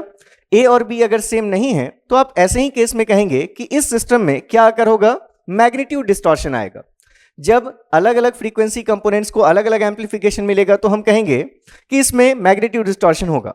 और अगर ऐसा हो रहा है, इसका मतलब जो हमारे सिस्टम के ट्रांसफर फंक्शन का मैग्नीट्यूड रिस्पॉन्स है वो कांस्टेंट नहीं है, वो इंडिपेंडेंट ऑफ फ्रीक्वेंसी नहीं है।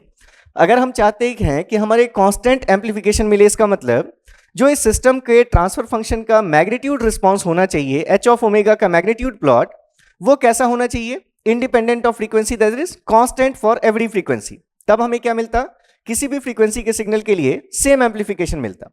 तो ये पहली चीज हो गई। ये सेकंड कंडीशन, मैग्नीट्यूड डिस्टॉर्शन तब अकर होगा जब अलग अलग फ्रीक्वेंसी कंपोनेंट्स को अलग अलग एम्पलीफिकेशन मिलेगा। और थर्ड और लास्ट टाइप ऑफ डिस्टॉर्शन आप देख सकते हैं, that is phase distortion. Phase distortion, अगर मान लीजिए कि हमारे पास ये जो सिस्टम हमने ले रखा है, अगर हम ये डिले करने के लिए हमने ये एडवांस या डिले करने के लिए हमने ये सिस्टम डिजाइन किया, मान लीजिए हमने ले लिया कि yt is equals to x of t minus t naught. मतलब हम ये चाहते हैं कि जो भी हम इनपुट अप्लाई करेंगे, अगर हमने यहाँ पर x of t input apply किया, जिसमें फिर से हम मान लेते हैं कि x1t प्लस x2t दो फ्रीक्वेंसी कंपोनेंट्स हैं, तो आइडियल केस में अगर हम ये लिख रहे हैं कि हमारा ये डिले प्रोड्यूस कर रहा है सिस्टम टी नॉट का, तो दोनों जो सिग्नल्स हमें दिख रहे हैं इसमें दो कंपोनेंट्स, दोनों कंपोनेंट्स को इक्वल डिले मिलना चाहिए। तो अगर यहाँ से हम देखें तो हम ये एक्सपेक्ट करेंगे कि हमारा जो आउटपुट होगा yt, that will be x1 of t minus t not and plus x2 of t minus t not, ऐसा मिलना चाहिए हमें।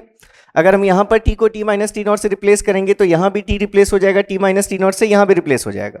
तो ये आपका फिर से कौन सा आउटपुट है, ये एक्सपेक्टेड आउटपुट है। लेकिन अगर आपने देखा कि आपका जो आउटपुट आया, अगर वो x1 of t minus t not and plus x2 of t minus t1 आ गया, जहां पर t1 की वैल्यू t नॉट के बराबर नहीं है, तो मतलब अलग अलग फ्रीक्वेंसी कंपोनेंट्स को अगर अलग अलग आपका डिले मिल रहा है, तो ऐसे केस में आप कहेंगे कि फिर से जो आपका सिस्टम है उसमें कौन सा डिस्टॉर्शन आएगा, फेज डिस्टॉर्शन आएगा। तो आपके लिए जो इंपॉर्टेंट है, जिस पर बहुत चांसेस हैं कि क्वेश्चन आएगा, तो वो आपका है डिस्टॉर्शन लेस ट्रांसमिशन।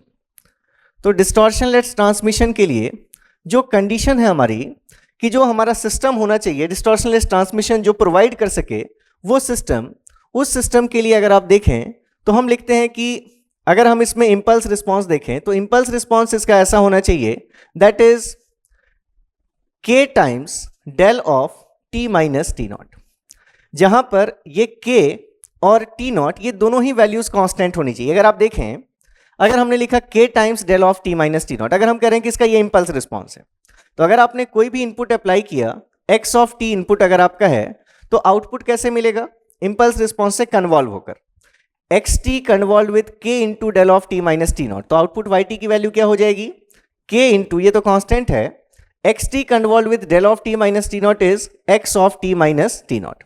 तो अगर आपका ये k और ये t नॉट, अगर ये वैल्यूज कैसी हों, कांस्टेंट वैल्यूज हों, तो उस केस में आप कहेंगे कि जो आपका सिस्टम है वो मैग्नीट्यूड और फेज दोनों ही डिस्टॉर्शंस उसमें नहीं होंगे। और अगर ये LTI सिस्टम है तो हार्मोनिक डिस्टॉर्शन वैसे ही नहीं होगा। तो फिर इस केस में आप कह सकते हैं कि ये सिस्टम आपको क्या देगा, डिस्टॉर्शन लेस ट्रांसमिशन की कंडीशन देगा। तो फॉर डिस्टॉर्शन लेस ट्रांसमिशन अगर आप यहां से देखें तो h ऑफ ओमेगा क्या होता, k into e to the power minus j omega t naught होता। ये हम पहले ही देख चुके हैं, del of t minus t naught का transform e to the power minus j omega t naught. तो अगर आप यहां पर देखें magnitude of h of omega, तो magnitude of k e to the power minus j omega t naught, जिसकी value को आपने क्या कहा, मैग्नीट्यूड कैसा है, के है। मतलब अगर के हम कह रहे हैं कि के हमारा कोई कांस्टेंट है, तो मैग्नीट्यूड रिस्पांस हमें क्या दिखा, magnitude of h of omega constant होगा इंडिपेंडेंट ऑफ फ्रीक्वेंसी। किसी भी फ्रीक्वेंसी का सिग्नल अप्लाई करेंगे हमेशा उसको गेन कितना मिलेगा, एक कांस्टेंट के गेन प्रोवाइड होगा उसको।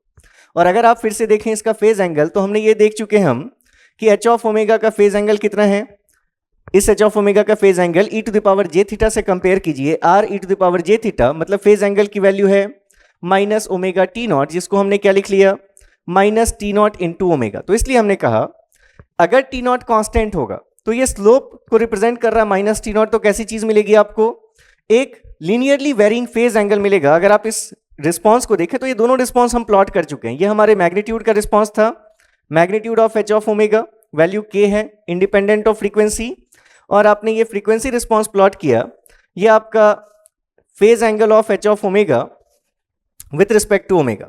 तो मैग्नीट्यूड अगर हम देखें कि हमारे पास डिस्टॉर्शनलेस की क्या कंडीशन आई, तो डिस्टॉर्शनलेस ट्रांसमिशन की कंडीशन ये है, कंडीशन फॉर डिस्टॉर्शनलेस ट्रांसमिशन, क्या कंडीशन है, first condition magnitude response must be independent of frequency, that is it must be constant throughout, minus infinity to infinity किसी भी फ्रीक्वेंसी पर देखें सेम वैल्यू होनी चाहिए। और second, phase response must be a linear function of frequency. मतलब magnitude response तो function ही नहीं होना चाहिए फ्रीक्वेंसी का, और फेज रिस्पॉन्स हमारा कैसा होना चाहिए, लीनियर फंक्शन होना चाहिए। तो अभी हमने कहा कि जो इस लाइन का स्लोप है, इसका स्लोप कितना है, माइनस टी नॉट, इसका स्लोप है माइनस टी नॉट, और इसकी वैल्यू कितनी है, के। अगर ये वैल्यू के कांस्टेंट है तभी हमें ये क्या मिलेगा, कांस्टेंट मैग्नीट्यूड रिस्पांस मिलेगा। अगर ये टी नॉट कोई कांस्टेंट वैल्यू है तभी हमें ये स्ट्रेट लाइन मिलेगी। अगर ये टी नॉट वेरिंग नेचर का होता तो फिर हमें ये कांस्टेंट स्ट्रेट लाइन नहीं मिलती। तो इस केस में अगर आपका मैग्नीट्यूड और मतलब अगर आप देखिए डिस्टॉर्शनलेस कंडीशन है, मतलब सिस्टम जो मैग्नीट्यूड रिस्पांस है वो कांस्टेंट है, फेज रिस्पांस लीनियर है, उस केस में आप कहेंगे कि सिस्टम आपका डिस्टॉर्शनलेस ट्रांसमिशन देगा। In case of distortionless transmission, in such case जो हमारे फेज डिले और ग्रुप डिलेज की वैल्यू होंगी वो दोनों सेम होंगी, और दोनों वैल्यूज कांस्टेंट वैल्यू होगी जो इसी वैल्यू टी नॉट को रिप्रेजेंट करेगी। तो इस केस में अगर आप देखें तो phase delay is equals to group delay is equals to constant, and that constant is nothing but this shift जो आप ये प्रोवाइड कर रहे हैं टी नॉट, यही हमें शिफ्ट की वैल्यू मिलेगी टी नॉट। तो अगर आप देखें, आपको ये भी पता है कि जब आप लिखते हैं फेज डिले, तो फेज डिले की वैल्यू अगर आपने लिखा टाउ पी से, then it is minus of theta omega लिखें आप।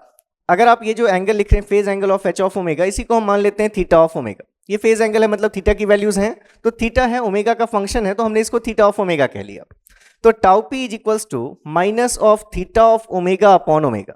तो इस थीटा ऑफ ओमेगा की वैल्यू कितनी है, यही एच ऑफ ओमेगा हमारा थीटा ऑफ ओमेगा है, जिसकी वैल्यू है minus t naught into omega. तो ये वैल्यू कितनी है हमारी, minus of minus t naught into omega divided by omega. तो ये ओमेगा और ओमेगा कैंसल्ड, और आपको वैल्यू कितनी मिली, टी नॉट मिली। मतलब फेज डिले आपको किसके बराबर मिला, जो आप जितना टाइम शिफ्ट प्रोवाइड कर रहे हैं। ऐसे ही अगर आप देखें ग्रुप डिले, तो ग्रुप डिले में आपको अब पता है कि group delay is given as tau g is equals to minus of d theta of omega upon d omega. मतलब यहां पर हमें सिंपली थीटा ऑफ ओमेगा को नेगेटिव साइन से मल्टीप्लाई करके ओमेगा से डिवाइड करना है। यहां पहले हमें थीटा ऑफ ओमेगा को डिफरेंशिएट करना है विद रिस्पेक्ट टू ओमेगा, फिर माइनस साइन लेना है। तो वैल्यू क्या होगी, अगर ये आपका थीटा ऑफ ओमेगा है, ओमेगा के रिस्पेक्ट में डिफरेंशिएट करेंगे तो ये वैल्यू सिर्फ कितनी बचेगी, माइनस टी नॉट बचेगी। ये minus sine into minus t naught, ये वैल्यू अगर आप देखें तो फिर से ये वैल्यू कितनी आ गई, टी नॉट। तो इसलिए इस केस में अगर आप देखें तो ग्रुप डिले और phase delay t p is equals to tau p is equals to tau g equals to what, t zero. तो इस केस में हमारे पास ये वैल्यू आएगी। तो ये आपको ध्यान रखना है, ये चीज़ें इस पर MSQ क्योंकि आपका ऐड हो गया इसलिए हमें ये छोटी छोटी चीज़ें हमें स्किप नहीं कर सकते, तो हम इनको भी डिस्कस कर ले रहे हैं। ठीक है, थोड़ा टाइम लग जाएगा, 20 मिनट ज़्यादा लग जाएंगे, लेकिन अगर यहीं से क्वेश्चन आ गया तो फिर एडवांटेज रहेगा। तो हमने टाइम शिफ्टिंग प्रॉपर्टी देख ली, हमने लीनियरिटी प्रॉपर्टी देख ली। नेक्स्ट अगर हम प्रॉपर्टी देखें that is time reversal property, तो ये आपको दिख रहा है कि सभी जो प्रॉपर्टीज हैं ऑलमोस्ट सेम हैं जैसी आपने फूरियर सीरीज में देखी है, तो इसलिए रिलेट करते चलिए, आसानी रहेगी याद रखने में। तो नेक्स्ट हम ले रहे हैं third that is time shifting property. अच्छा, ये जैसे आप अगर हम यहाँ पर प्रूफ स्किप कर रहे हैं, हमने फूरियर सीरीज में भी प्रूफ नहीं देखे, इसलिए नहीं देखे क्योंकि बिल्कुल सिंपल है, इसकी जरूरत भी नहीं है। फिर भी अगर आपको देखना होता है, जैसे आपने लिखा है कि अगर xt का ट्रांसफॉर्म x ऑफ ओमेगा, अगर x ऑफ ओमेगा मतलब ये क्या रिप्रेजेंट कर रहा है, minus infinity to infinity x t to the power minus j omega t d t. ठीक है ये। अब अगर मान लीजिए कि आपको x1t आपने एक सिग्नल डिफाइन किया that is x of t minus t not, इसका ट्रांसफॉर्म अगर आप देखते तो x1 ओमेगा की वैल्यू क्या होती, जिस सिग्नल का ट्रांसफॉर्म लेना है वो सिग्नल मल्टीप्लाई हमेशा किससे होगा, जे ओमेगा टी डी टी, हमेशा ये वैल्यू होगी। अगर आप अब यहां से ये जो आपके पास जब भी आप कोई भी वैल्यू लिखें, कोई भी प्रॉपर्टी देखेंगे, तो यहां ये जो सिग्नल आ रहा है इसको x ऑफ t के टर्म्स में कन्वर्ट कीजिए। t, लैम्डा, x ये तो डमी वेरिएबल्स हैं, आप कुछ भी वैल्यू लिख सकते हैं। तो ये जो भी ब्रैकेट की चीज आएगी आप अगर इसको सब्सटीट्यूट कर दें कि let this t minus t naught is equals to lambda, इस केस में अगर आप दोनों तरफ डिफरेंशिएट करेंगे तो आपको क्या दिख रहा है, dt is equals to d lambda. ठीक है, जब हम t की लिमिट चेंज करेंगे माइनस इन्फिनिटी से प्लस इन्फिनिटी, तो जब t की वैल्यू माइनस इन्फिनिटी होगी तो लैम्डा की वैल्यू भी क्या होगी, माइनस इन्फिनिटी। जब t की वैल्यू हम प्लस इन्फिनिटी लेंगे तो लैम्डा की वैल्यू भी क्या होगी, प्लस इन्फिनिटी। तो इसलिए अब हम इस इंटीग्रल को क्या लिख सकते हैं, x1 of omega is equals to minus infinity to infinity x of t minus t naught, इसको हमने क्या लिख लिया, x ऑफ लैम्डा लिख लिया। ठीक है, into e to the power minus j omega into क्या लिखना है t। अब यहां से देखिए t की वैल्यू को हम और क्या लिख सकते हैं, क्योंकि t के टर्म्स में तो हमें रखना नहीं है, हम इंटीग्रल जो पहले t के रिस्पेक्ट में था उसी को चेंज करके हम लैम्डा के रिस्पेक्ट में लेना चाहते हैं। तो यहां जो टर्म आ रहा है हमारा t, इसको हमें रिप्लेस करना पड़ेगा। तो t की जगह क्या लिख सकते हैं हम, लैम्डा प्लस टी नॉट लिख सकते हैं। तो हमने इसको लिख लिया e to the power minus j omega into lambda plus t naught into d t की जगह हमने लिख लिया डी लैम्डा। ठीक है ये। अब अगर आप इसको ओपन करें तो x1 ऑफ ओमेगा, यहां से देखिए लैम्डा के रिस्पेक्ट में कर रहे हैं हम, यहां से दो टर्म्स आएंगे, एक e to the power minus j omega lambda, उसमें लैम्डा है तो उसको हटा नहीं सकते, वो इंटीग्रेशन के अंदर रहेगा। दूसरा टर्म आएगा e to the power minus j omega t naught, ये क्योंकि लैम्डा से इंडिपेंडेंट है तो उसको हम कांस्टेंट ट्रीट कर सकते हैं, बाहर ले सकते हैं इंटीग्रेशन के। तो इसलिए हमने लिख लिया अगर x1 of omega equals to e to the power minus j omega t naught, integration हमारा है minus infinity to infinity x of lambda e to the power minus j omega lambda into d lambda. अब अगर आप देखें ये equation देखिए, बस यहां पर t है, ये t है, यहां पर हमने t की जगह लैम्डा लैम्डा लैम्डा ले लिया। लिमिट्स अगर सेम है माइनस इन्फिनिटी टू इन्फिनिटी, तो ये दोनों इंटीग्रल्स आइडेंटिकल हैं, इन दोनों इंटीग्रल्स में कोई चेंज नहीं है। इसका मतलब अगर ये आपको x ऑफ ओमेगा दे रहा है तो इस पार्ट को भी हम क्या लिख सकते हैं, x ऑफ ओमेगा लिख सकते हैं। तो यहां से हमारे पास ये रिजल्ट आ गया कि x1 of omega equals to e to the power minus j omega t naught into x of omega. तो यही हमने लिखा था अभी प्रॉपर्टी। तो ऐसे जितनी भी प्रॉपर्टीज हम आगे देखने वाले सब में बस यही कॉमन स्टेप आपको लेना है कि यहां पर जिस चीज का आपको ट्रांसफॉर्म देखना है आप उस वैल्यू को कोई एक वेरिएबल मान लीजिए, यही प्रोसेस रिपीट कर लीजिए, सारे ट्रांसफॉर्म के प्रूफ्स आपको मिल जाएंगे। ठीक है, तो नेक्स्ट प्रॉपर्टी हम देख रहे हैं अपनी, that is time shifting time reversal property. Time reversal property बिल्कुल सेम जैसी आपने फूरियर सीरीज में देखा कि अगर फूरियर सीरीज में हम लिखते हैं अगर एक्स टी का फूरियर सीरीज कोफिशिएंट ए के हो तो एक्स ऑफ माइनस टी का Fourier series coefficient A of minus के हो जाएगा। मतलब अगर टाइम डोमेन में टाइम रिवर्सल लेंगे तो जो उसका ट्रांसफॉर्म था उस पर भी हमें फ्रीक्वेंसी रिवर्सल लेना पड़ेगा। Frequency series Fourier series spectrum में हमने ये देखा था। बिल्कुल ऐसे ही यहाँ भी अगर एक्स टी का ट्रांसफॉर्म आपने लिखा एक्स ऑफ ओमेगा, तो अगर हमने यहाँ टाइम रिवर्सल अप्लाई किया तो एक्स ऑफ माइनस टी का transform x of minus omega.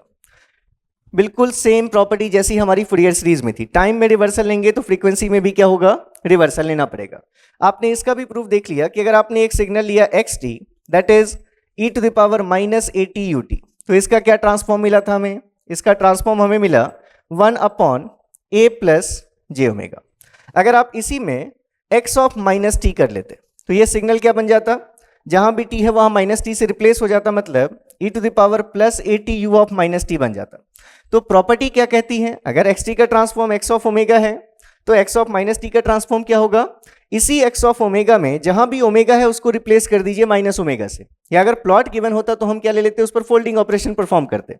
तो अगर आप यहां ओमेगा को माइनस ओमेगा से रिप्लेस करेंगे तो क्या रिजल्ट होगा, ए माइनस जी ओमेगा। तो ये रिजल्ट हमें दिखा भी था जब हमने सिग्नल का ट्रांसफॉर्म लिया था, तो ये वैल्यू आई थी हमारे पास 1 अपॉन ए माइनस जे ओमेगा। तो इस टाइप से आप इसको यूज करेंगे। तो आगे हम और प्रॉपर्टीज देखते हैं।